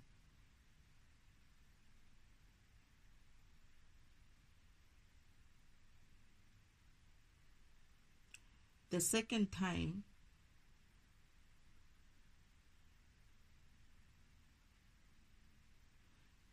if I need to remember here, this is...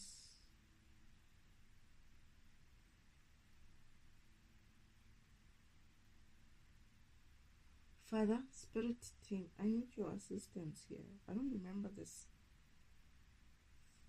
detail properly. I feel like Uncle Omen was coming, he wasn't doing this for the first time. They had been doing this. Reincarnating themselves by pushing people off.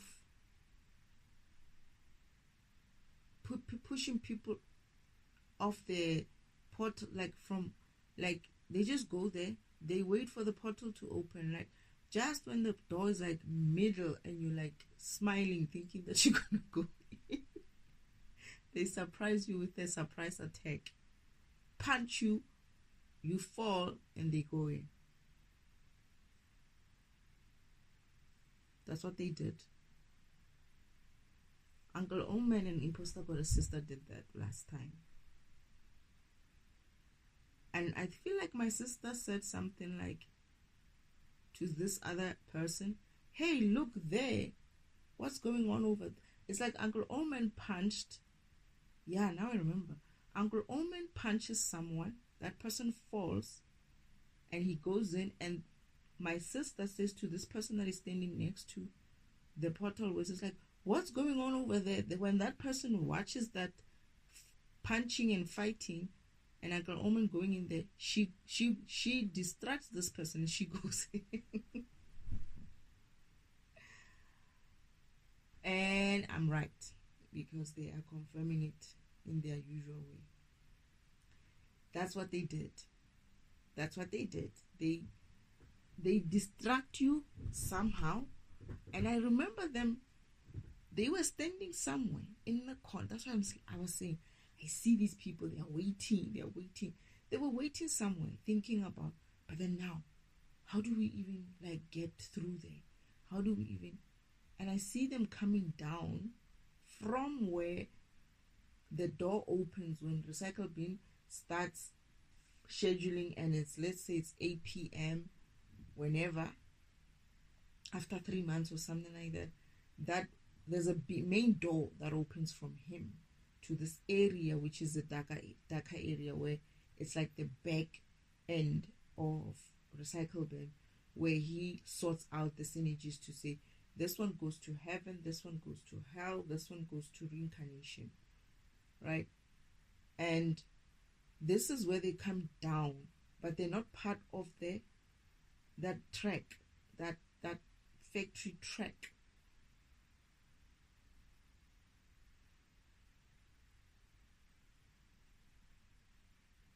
Now I remember, you know what that factory, it's not a factory track as such. It's the sacred timeline. It's like a track. It's like a secret. You see the similar rail track that they use for secret timelines? It's the same. And you're in a cart, right? You're in carts. You're still in a cart. Of course you would be. Why? Because of in the sacred timeline track on the spiritual side, you're still in a track. It's just that when you get off, you're getting off and going to heaven. But in the backyard, in the back end, inside the machine, inside the system, you are actually still using a track-like and a card-like individual one. But the way Uncle Oh Man, that is the devil, and my imposter goddess sister comes through, there's people who work there. They snuck in. They let the door open, and then they are like walking casually, and then they get a space, and then they hide behind something. There's people who work in there. There's people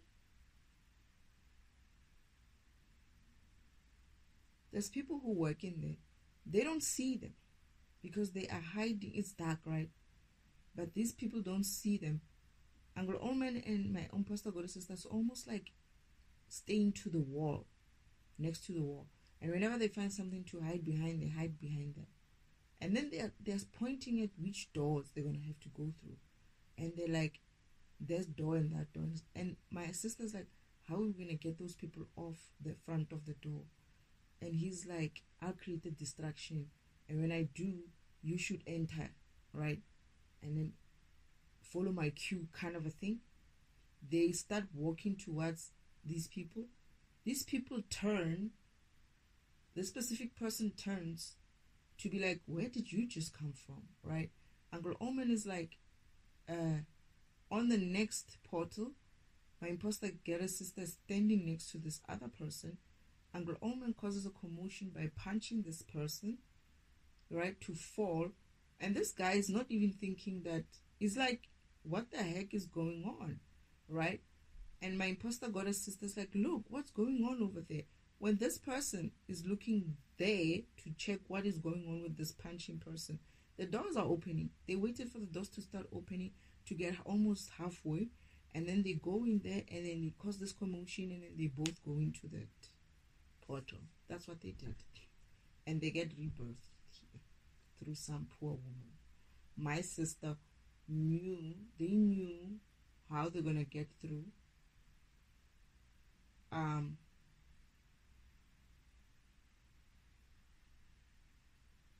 Getting birthed.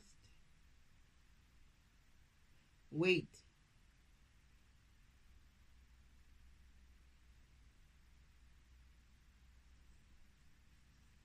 Now I'm seeing a different environment, eh?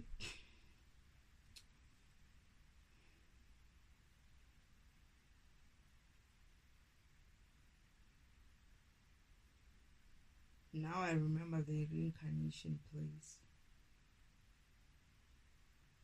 I remember this other part. It's like a very much portal type of highway type of a place. Still heaven type of looking.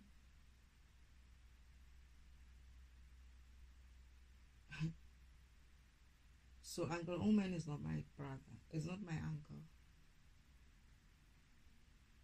He's birthed somewhere.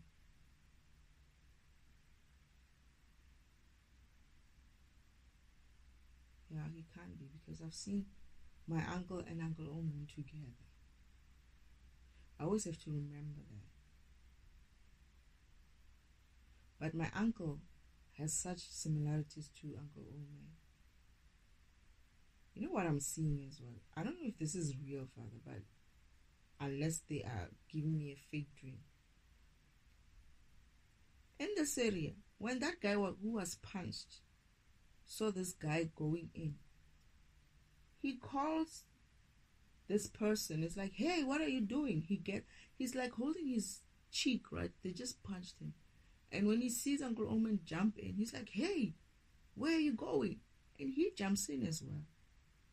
And I remember Father taking me in that backside, that other side of the that's where the reincarnation happens.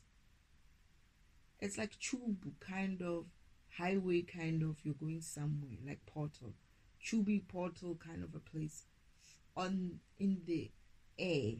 You're just in there to be birthed.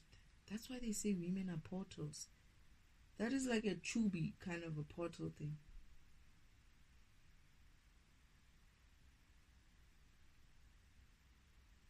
that guy chased after Uncle Omer. And I was asking, they were fighting. This is crazy. They are fighting in the tube. They are flying. Like, that tube is as if like it's sucking them, right? And this guy managed to get to Uncle Omer, but he's pushing him. They are pushing and pulling each other. Father's laughing. It's like, that guy is not someone to mess with. Devil is in trouble. And we're just watching them going through this portal, and it's like, what's going to happen? It's like, we'll see. Father, what happened? I have to remember what happened. My imposter got a sister passed. But the person who was supposed to take that portal didn't go in. She just stood there stunned. I was like, wait, what happened? And the doors closed. And they asked her, it was him. They said to him, what did you go through? And he explained what just happened. Two people like hijacked these portals. And they were like, what? I get the feeling that they're going to put like some sort of a security. They started putting some sort of a people who watch that area. Sort of like security who would watch those portals to make sure that everybody goes there. The people who are supposed to go there, go there. He's explaining how everything happened, and he's like, so when am I going to go in? They're like, you can't go in. You missed that opportunity to be. He's like, what do you mean? I mean, I'm supposed to be reincarnated. Shit. These fuckers are just horrible. But Uncle Omen is tussling and tumbling in that portal with this person. This person is like, you're not going anywhere. I feel like they're trying to throw each other off. The other one is trying to throw someone off.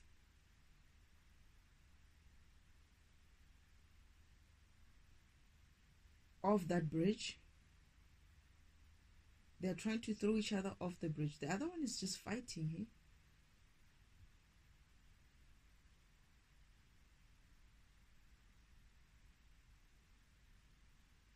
Uncle Omen tricks him somehow. He tricks him.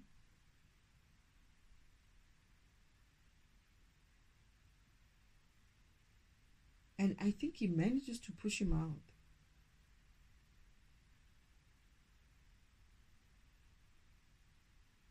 He ends up not going.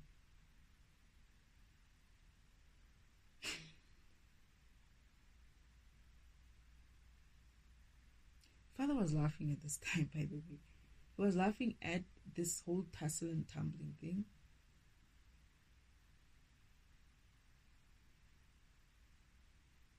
And he, somewhere,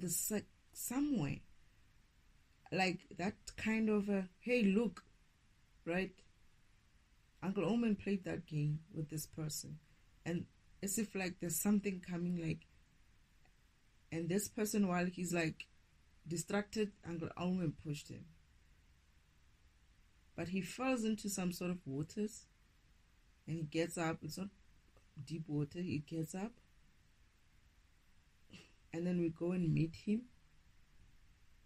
Well, he gets onto this other platform. He waits there. He's drenched. And then we go towards him. Father asked him, what happened? It's like, he distracted me. Like, that something distracted me. And Father's like, what happened? You were winning. Something like that. Father finds some of these things as a joke. It's like, what happened? You were winning. It's like he distracted me. Like, he's upset. And he's like, what about my reincarnation? Father's like, don't worry. I'll plan another one for you.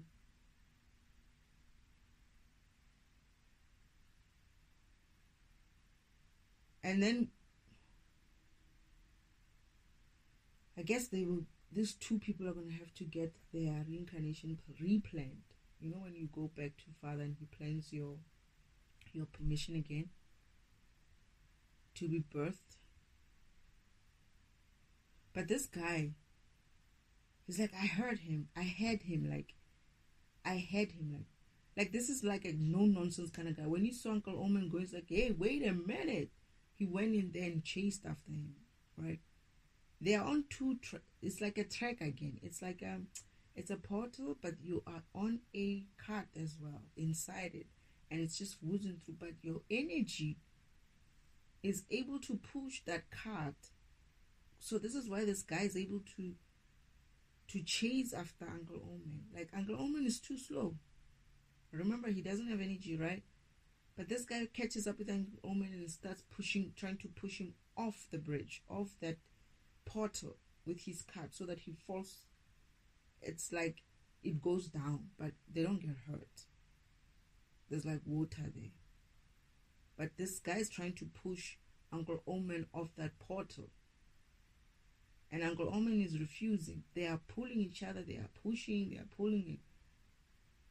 And when it gets somewhere, Uncle Omen sort of like opens his eyes as if like he sees something coming. He's like, oh!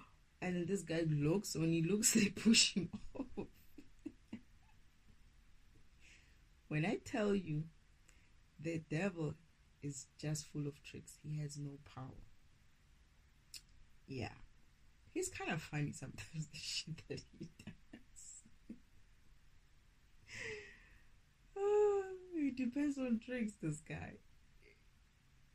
And then, yeah, now I remember the reincarnation part of it.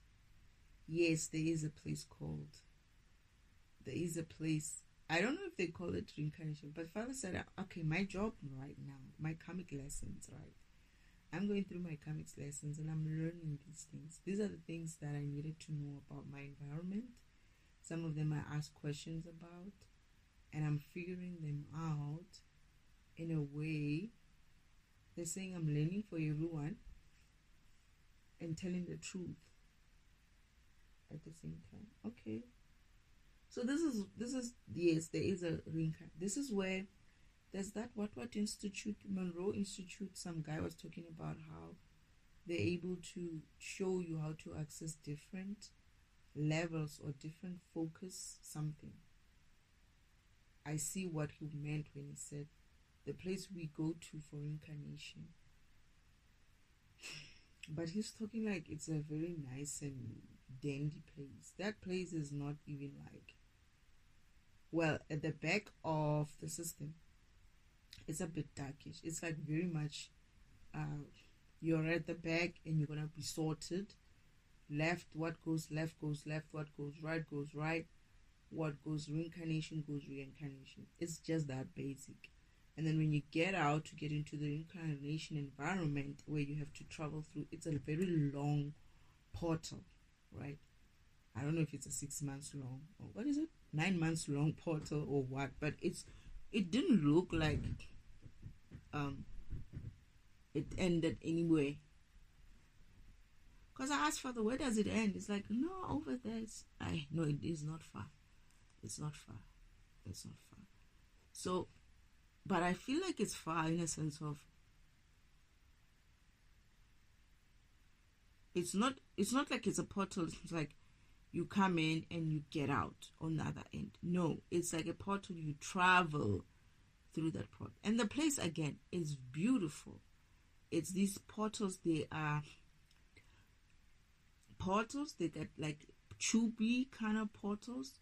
On the sides, it's like that greenery again. But there's also the skies or the environment is also very much very bright. Still has that hue of pastel colors kind of a thing, with a bit of green and clear waters. It's beautiful, but it's high. It's like you don't see the ground so much. It's like water.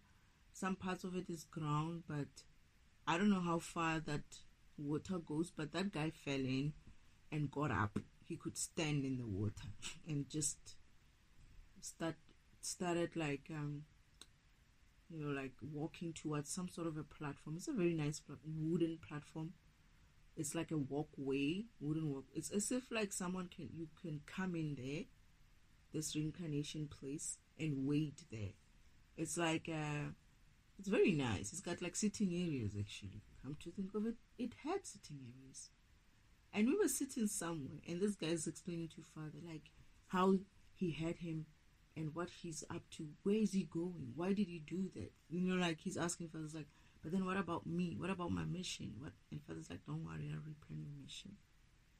Yeah, well, oh goodness, I cannot believe I can remember all these things. So that's how he gets in. Father said, you're gonna have to figure it out. I was like, okay, I guess it's one of those karmic lessons. And I remember now that he showed me a place. He doesn't say this is a welcome to heaven or welcome to, what do you call it, reincarnation portion of heaven. No, they don't tell you. They just take you there. And I have to, in this environment, in the physical environment, I have to remember where they took me, where I got a chance to go. And I didn't go because of, I don't know how it's planned, but I went to see something. And funny thing is, when do I go to this place?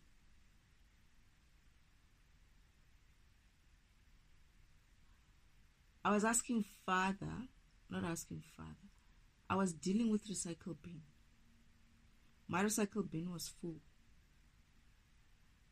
And he was teaching me about recycle bin. He had recycle bin twice, teaching me recycle. He taught me a couple of things. Sorry, not me.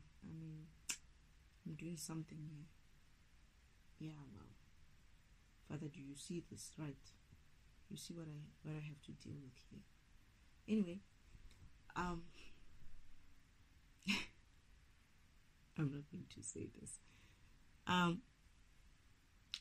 They don't tell you where you are. They just take me these places. And when I'm here, I'm figuring them out based on the memory jerks or topic suggestions that they send through me. It could be like I said, normally they're using, there is one they used today and I didn't write it down. On radio. Sometimes they use a lot of YouTube.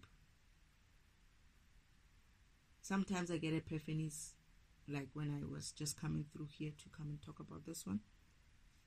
I was washing the dishes, especially when I'm washing the dishes or I'm cooking. I'll get an epiphany to come and record something. If I cannot, I put it down in the book, and then I come back and I sit and do this. Sometimes they send these videos of people talking about something, and I have to come in and see it from my point of view and how I experienced it, or my understanding and my experience of it, something like that. So Uncle Omen taught me this one. Father showed me what they did.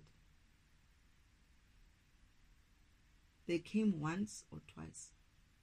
They came once.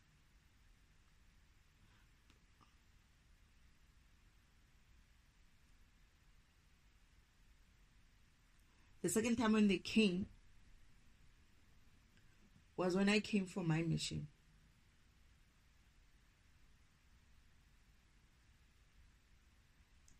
Okay.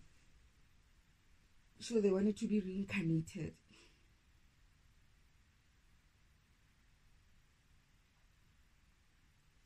Because they wanted to be near me.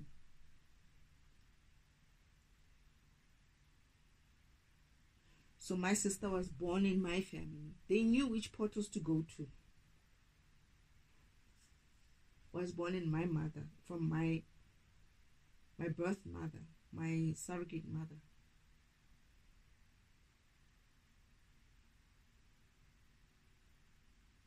Okay.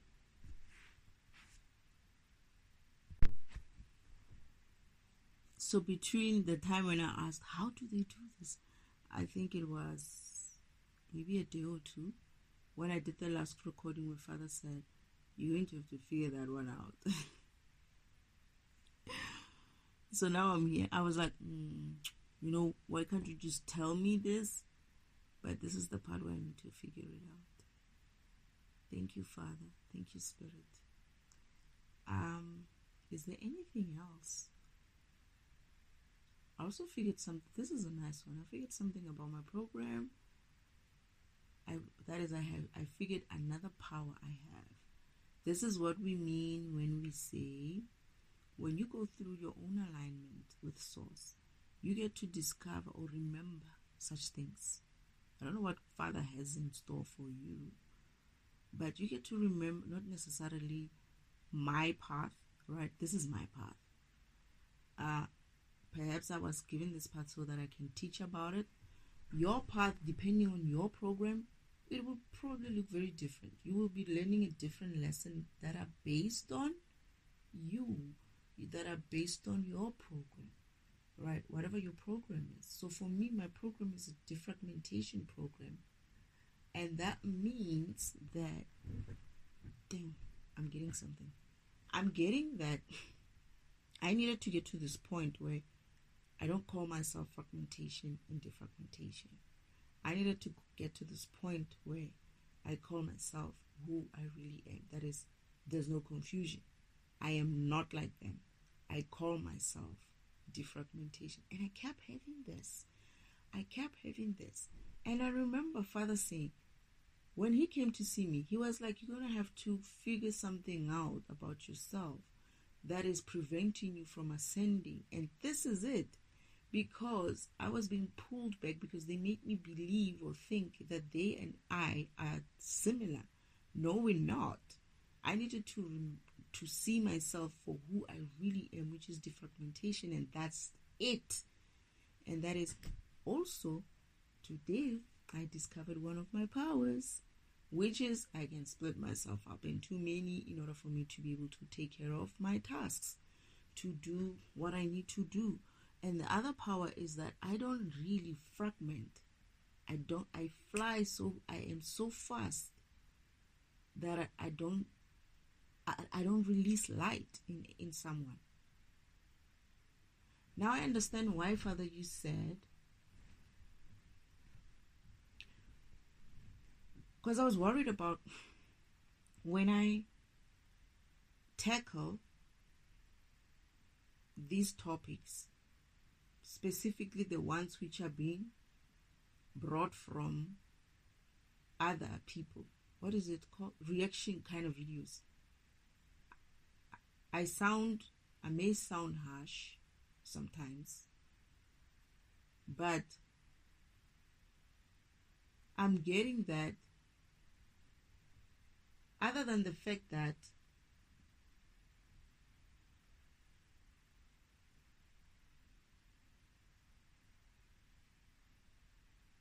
they're saying that my program does it in a way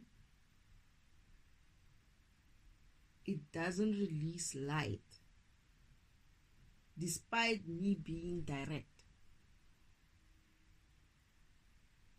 Oh, I'm getting that the people who are being defragmented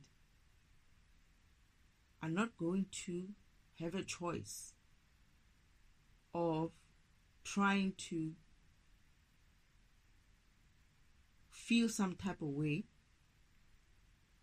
because I'm telling them the truth. It's like I do not even break any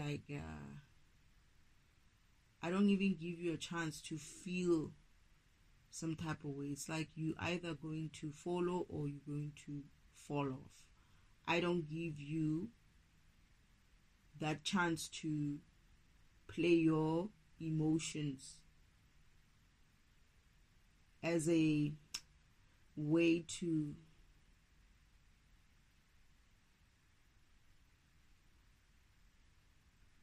how can I put it? As an excuse. I don't leave people that excuse. I don't give people that excuse to excuse themselves. Oh no, excuse me because I don't and I can't.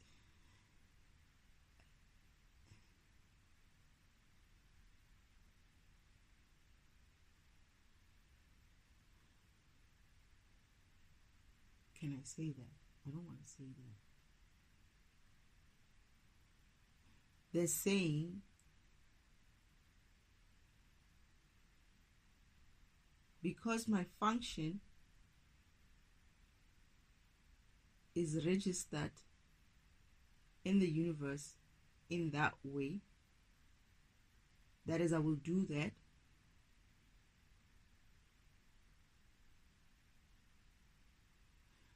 Okay, I'm getting that is also because I'm a justice tool. I'm part of the universal law. Okay. Now I'm getting the second thing now. What is it? 2, 3 things that I'm remembering now about my program. Because I'm part of the law system, that is universal law system,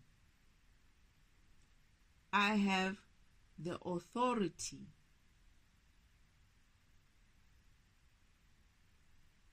is that the words you want to use?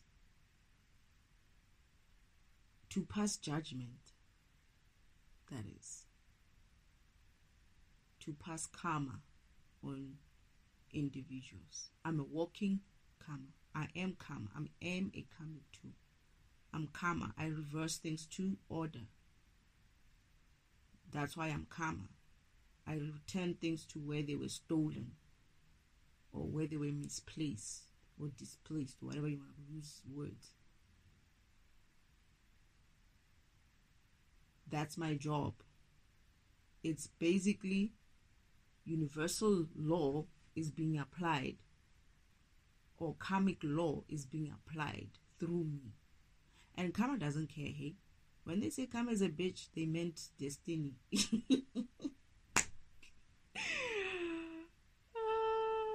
But I never knew that. I never really understood that until now. It's like, oh, you know what? They did say karma is a bitch. Now I see what they meant.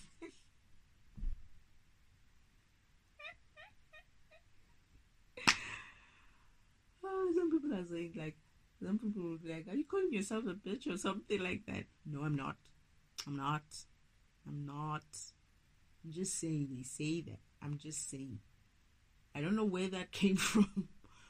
Perhaps it is traditionally thought of so because maybe this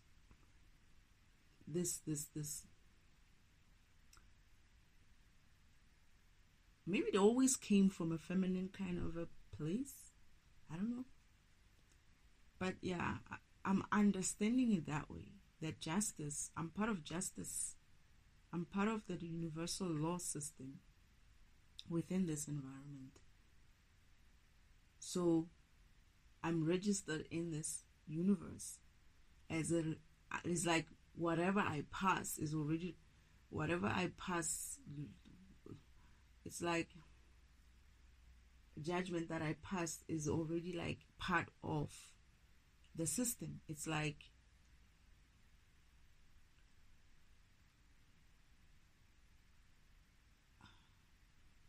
I'm implementing the laws. Maybe let's put it that way. I'm implementing the laws. And like we're saying, no criminal is going to like the judge or even the cop that is coming to arrest. The cop that's going to arrest them, and including the judge that's going to judge them. There's no criminal who's going to like that. So I'm not here to be liked. Okay? Yeah. That's the thing. I'm passing the laws as I can, as I can, as I'm being given from source and ancestors. That's what I'm doing. Yeah, somehow it's me seeing it for what it is, and saying it is for what it is, because people have this idea that people have to talk in a certain way so that they can feel better about themselves. It's not my job. I'm not here to talk to you like we are that kind of friends, okay? I don't know you. I don't know you, alright? And I don't care to fucking know you. I care to fucking know me. And this is why I'm doing my job. And I suggest, well, you should be doing you so that you know who you are. then you won't be going around doing shit that you would need to be judged or karmically whatever applied to.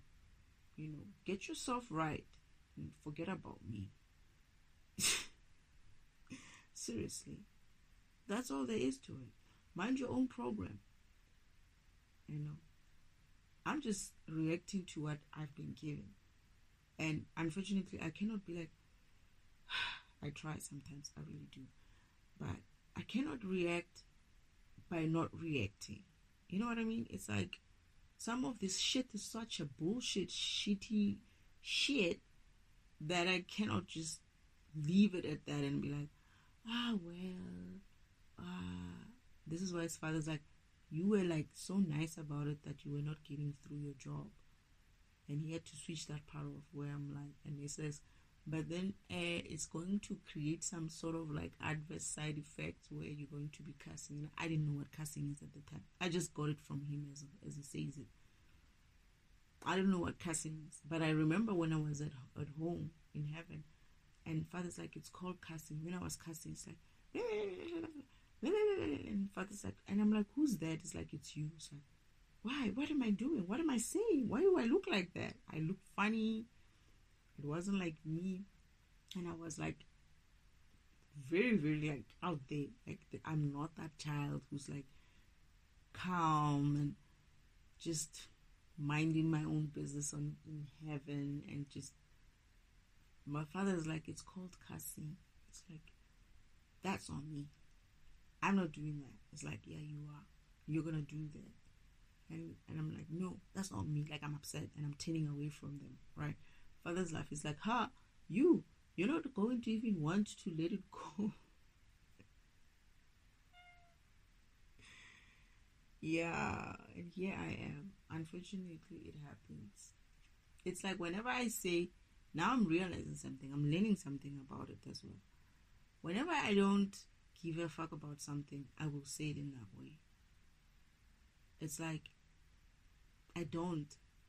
Whenever I reaffirm within myself or remind myself that I don't actually care, and I when I say I don't care, I really mean that. It's almost like you have no idea the level of don't care that I go through. It's like I'm at that point where I was always at that point. I came already at that point of, if shit should fly, let shit fly. That's me. That's essentially me. If we're going to have to burn this shit down, let it be so. That is me. I don't care. It's like I this is why Father's like, I trust that I know you will always choose yourself. And I was like, yeah, my father, that's the very thing that I always asked him. You're not gonna leave me in there alone, right? No, I'm not. I don't have to die for anybody, right? He's like, no, you don't have to die for anybody. Why would you want to die for anybody? That's oh yeah, he did say it's illegal to do something like that. Not illegal, it's like that would be breaking, like you cannot. That's why they made it seem like Jesus didn't die for your sins, right? But they purported the idea that Jesus died for your sins. He didn't. They made it sound like it. It's not him. He never said, I'm dying for you, look at me, I'm dying for your sins. He never said that. So that shit right there, that's how they made him wear or carry that burden. Right? Energetically, so that is. It's like when somebody accuses you of something that you didn't do, that's exactly what it is. It's a burden. It becomes a burden on you to come back and speak for yourself and speak your truth, right? And here I am, and I'm telling you that spirit program, Yeshua, that defragmentation program never said it's dying for no fucking body. Never said, never did. It asked for his father. That's it. He never said on the cross and be like, yeah, look at me, I'm dying for you or your sins and whatnot. He never said that. So no, y'all motherfuckers are gonna get your karmas. That's it. That's it. Unfortunately, whether you know it or not, well, you're going to know about it now. You're going to learn about it now. You're going to get your karmic lessons now, right? Just like we all have to get our karmic lessons. You're going to get your karmic lessons. We're all going to know what we need to know. We're all going to be on par with each other. No one's going to be walking around being like, oh, I can die for somebody else. Oh, I'm going to help somebody else. You will know now. You will know that, no, you don't have to, darling. You just have to live your life beautifully so and don't give a shit about nobody. Let them carry their own shit and let them be bothered with their own shit. You bother with you and your own shit. That's it.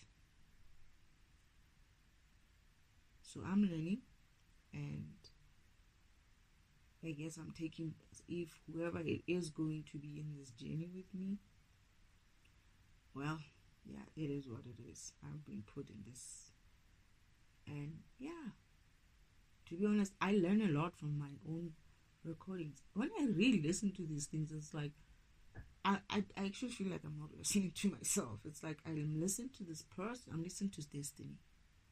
When I listen to these recordings, I am listening to Destiny. And I'm like, wow. Like some things, when I hear them, it's like, they also make me think about other things. I learn, and then on top of that, I start really like munching over certain things and be like, interesting. I never actually looked at it that way. And mind you, it's me who's recording this, but when I'm re-listening to it, I'm like, it sounds different. That's what I mean. It sounds different to my ears when I'm re-listening to it. It's not like my voice is different. No, it's like the context, the information is coming out for me in a way that it hits my ears in a different way. Oh, I'm getting that. That's what's going to happen with most people who would listen.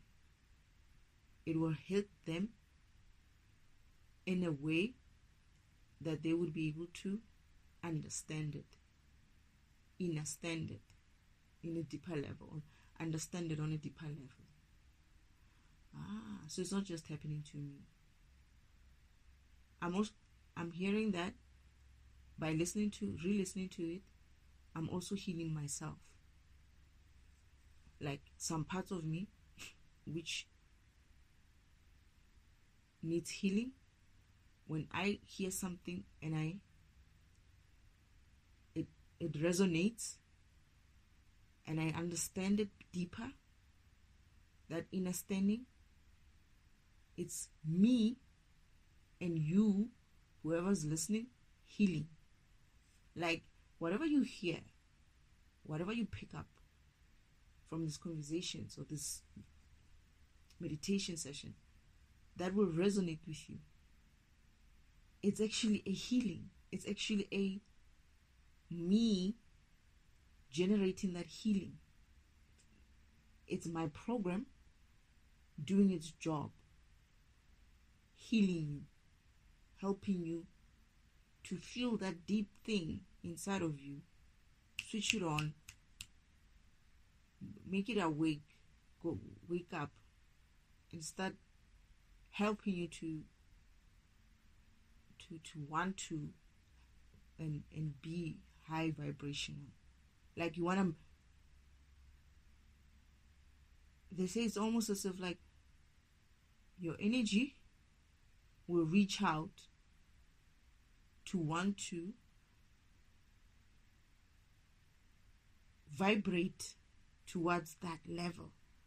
It's like I'm pulling you to come and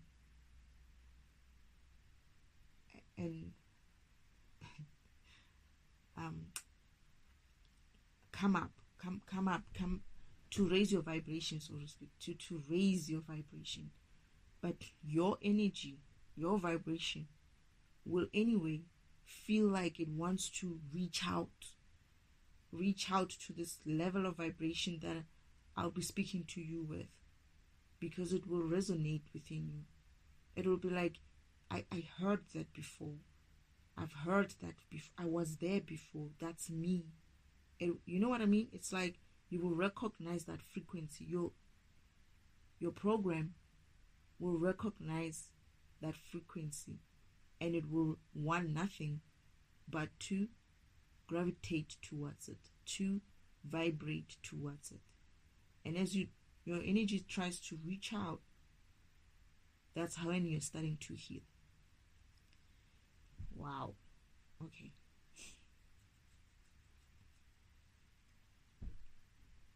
And that's also how I'm healing myself.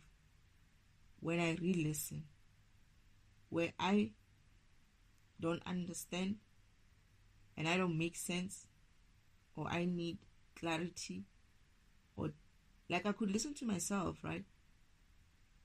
And not understand what I was trying to say. That's when it still is a type of healing, because it means my program or someone else's program is missing information, it's missing a block. And then I'll come and sit for this type of sessions. I'll fill in that block some day, some way, somehow. And then I'll heal and patch that block which was missing some sort of information. That way I become whole. And others as well become whole. Okay, that's how this thing works. Damn, Father, today you are just on fire, you guys. You know the way they made me come and sit here for this. So this is another thing that I'm discovering about myself. They did say that you're gonna discover how you actually heal. How I heal. It's not just the things I say, it's the voice, right? They have said that many times. It's the voice, it's how I say it. That no nonsense kind of say leaves people with no room to look elsewhere, to play games like playing victim. And that sort of like is what is pulling you or people to just want to do it, to just want to heal, to just want to vibrate higher, to just try, because it's not difficult. You just go up there and you just vibrate high. and that's how I heal.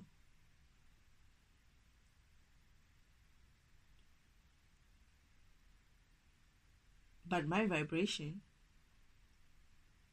as I sit here, is transmitting already. Even it's not just about my voice and recording.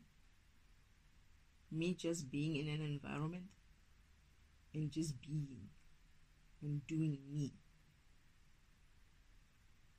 is already healing the environment, bigger, larger scale environment around me. And that's why my environment is getting quieter and quieter, because my energy is so high. I'm not hearing the noises anymore. I do hear some cars revving and whatnot, but I'm gonna get it's much lower than I used to. I'm gonna get to a point where I don't hear them, like how I used to be when I was young, when I was just coming here, where I don't hear like I hear that there's a car, right? But I don't hear it as noise. It's just the normal sound of a car. But what they're doing with these frequencies today in this environment, in this earth environment, is they have amplified them, and people don't notice that. But when we vibrate higher, we surpass that amplification that they have done, that volume that they've put up, right? because of we will be vibrating higher. We won't be picking up this low vibrational noises, this noise. So that's what we need to do. You won't hear noises as well. You will hear the frequencies, but it won't irritate you like it does today. You don't even realize that it's irritating you.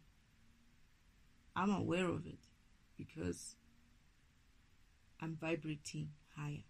I started to be so much aware of it when I was starting to try to vibrate higher.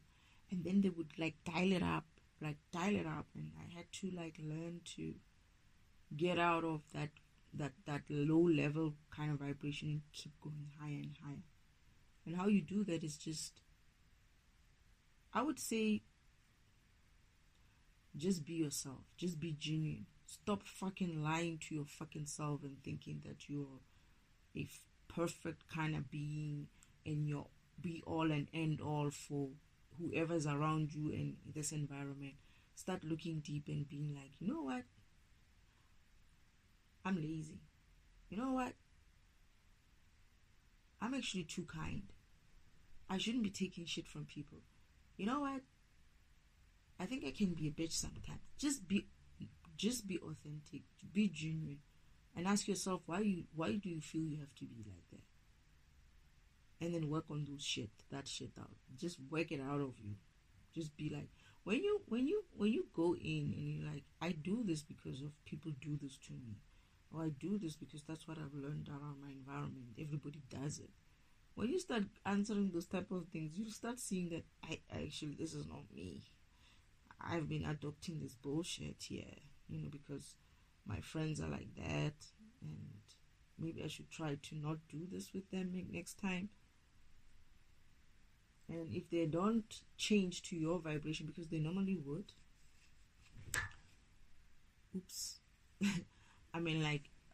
not too coming people will normally just gravitate towards your high vibration as well and start vibrating higher. And you will just influence each other in a good way. The same way you're influencing each other in the bad way. One of you just has to vibrate higher, and it should pick up the mood and the vibration of the whole group.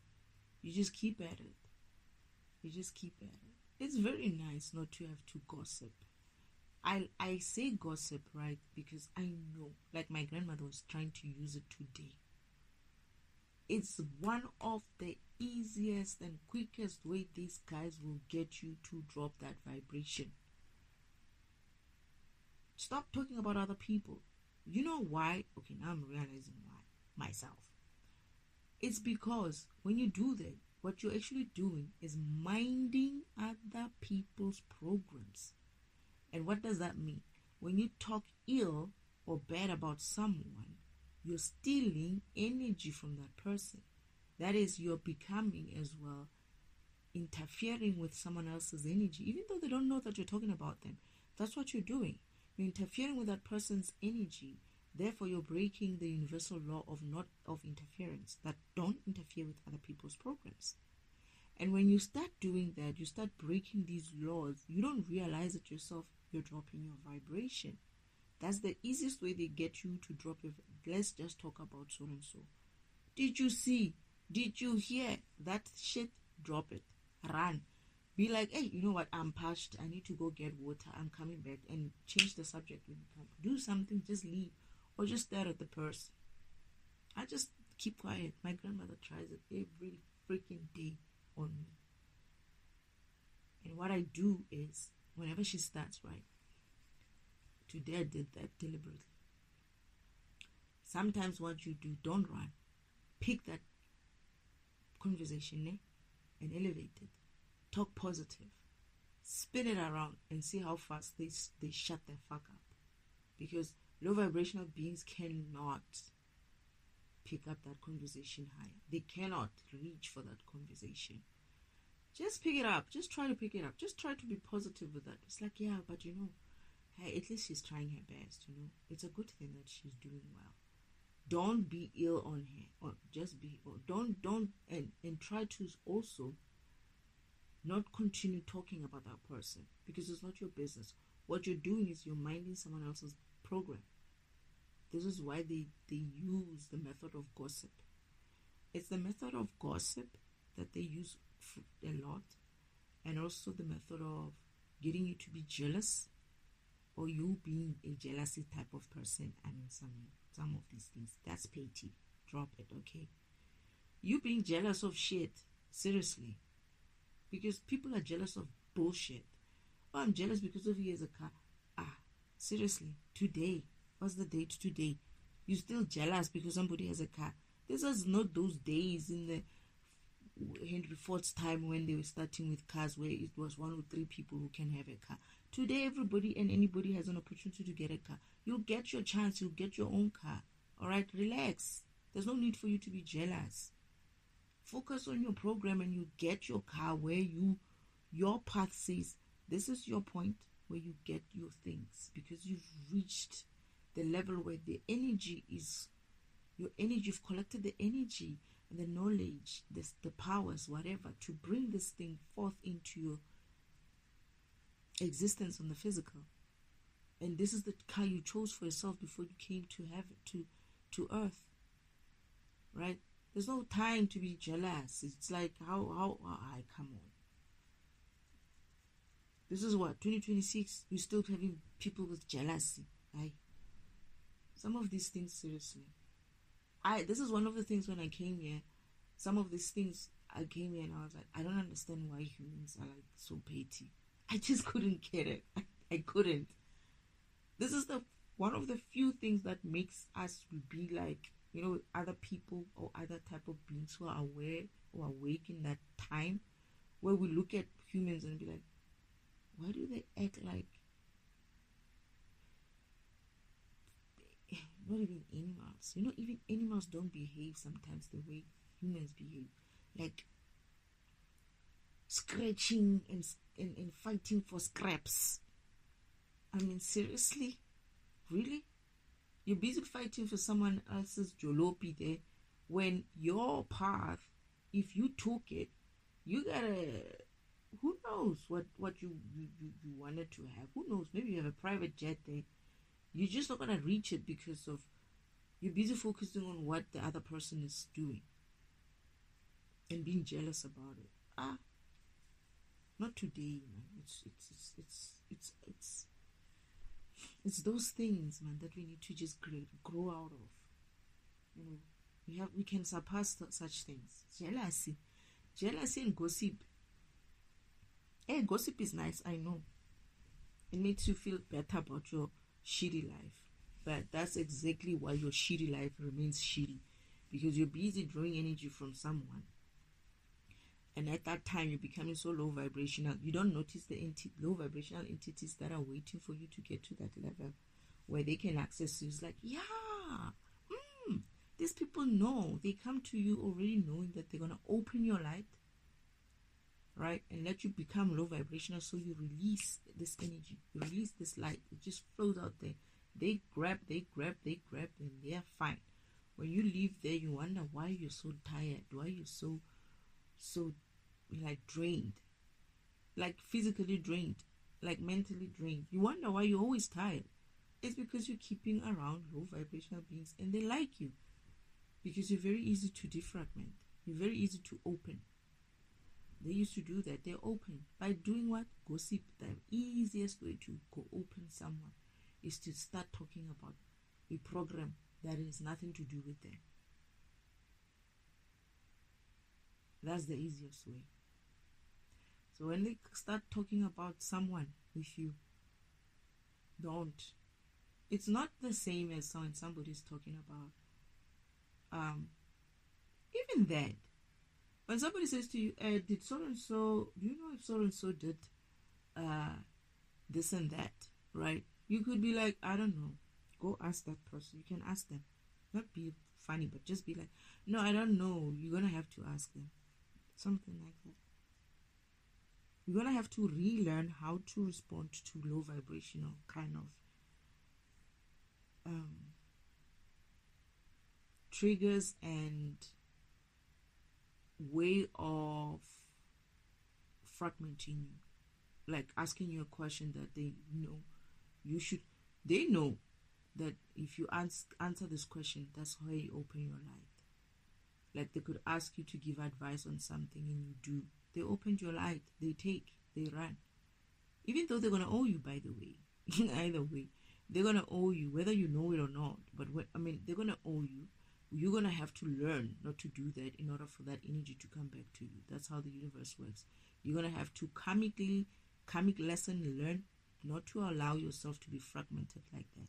And as you do that, you vibrate higher. You don't allow yourself to be talking to these people about shit that has nothing to do with you.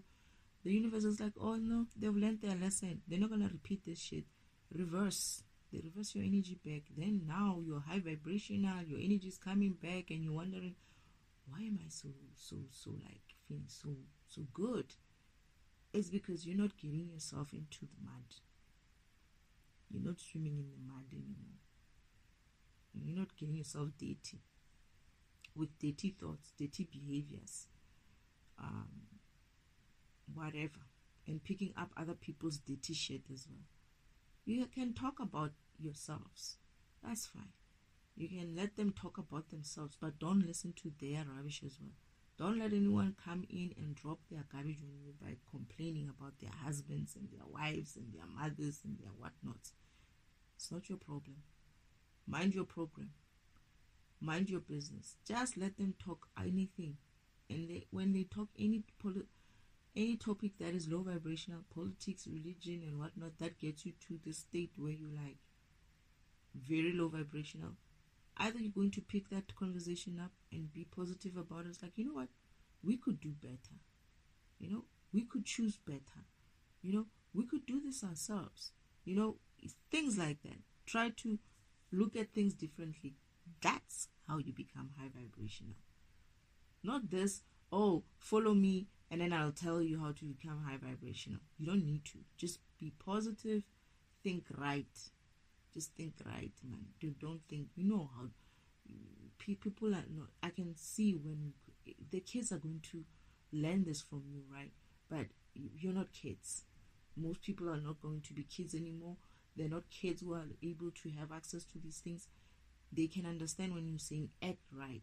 Your spirit tells you you're off. Your spirit tells you you're going off. Your heart tells you you're wrong. But people have practiced this so much, sometimes their heart is kind of like very used to the bullshit. Then you need to be like actively mindful. It doesn't even take long to practice these things. Not even long. Whether you pick up that I'm gossiping, 2 hours into the gossip, at least you picked it up. That's the first step. Next time, it's not going to take 2 hours for you to pick up. You have been gossiping for 2 hours. It's going to take you like 30 minutes and you like stop. The other time is going to be like the first thing that person says, you're like, she's going to start with her gossip. Let me find my way out of this place. Or let me try to find another conversation. If they are very low, high vibration, if not high vibration, if they are not lazy, they're going to follow you. You will see that not speaking about people, talking about people, will also affect them in a positive light. By reducing your own actions and behavior to low vibrational kind of behavior with other people, you also give them an opportunity not to get into that conversation, not to get into that low vibrational state. So what did you just do now? You didn't just knock off one person and made them maintain a vibration which is okay. You also stop that other one from using you and perhaps not even going and continuing with that vibration every time you sleep. If they have no other choice but to spend time with you, eventually they're going to get high vibrational because you cut it out. Whenever they start, you cut it out. Then you start all vibrating high. Next time when you talk to that person about something positive, watch what they do. They'll be able to pick it up. You know why? Because you've saved them energy loss for a couple of days while you didn't gossip. That person didn't get a chance to gossip with you, and maybe they only did it with you, right? Maybe they go to work and come back, they don't talk to anybody, but when they come to you, they can gossip. But when you cut that out, you're also giving them an opportunity for them to store whatever energy that they've gained throughout the day with them. You're not stealing it from them, they're not stealing it from you, and you're not stealing it from somebody else, right? And you're fine. And soon enough, you're going to be talking about positive things. When you talk about positive things, your environment changes. Both of yours environment changes. You know these people who like to gossip as husband and wife? There's couples that gossip. I know there are couples who gossip. Not just husband and wives, even boyfriends and girlfriends. They gossip as a couple. Imagine that kind of environment if they live together. Like, they don't gossip with anybody else. When they get home, it's like, yo, love, you don't know. So and so at work did 1, 2, 3, 4, 5. That's that. You don't want to bring it into your home. Cut that shit out. You'll see how next time you're gonna be talking about. So where are we going this year? Malaysia. Where's the next best place to visit these days? That's the shit that you want to be talking about. Where can we visit? Oh, let's visit this place. Let's visit that. You'll find some other topics, and you'll find that most of those topics are going to be high vibrational. And then when those topics are high vibrational and your planning is high vibrational, guess what you're going to be doing? Your life is going to become, yeah, exactly. So, yeah. Anyway, I've been talking too long. Again. Oh, no. Okay, I'm not even going to mention this. But Father, Spirit, I've been talking too long. How are we? Is there anything else? These days I feel like there's like I have to talk about something and then remember something and then come and record something again. This is not gonna be part 2. It's a different I don't even remember what I was talking about in here. I talked about too many things. But yeah. Spirit, can we do more some other time?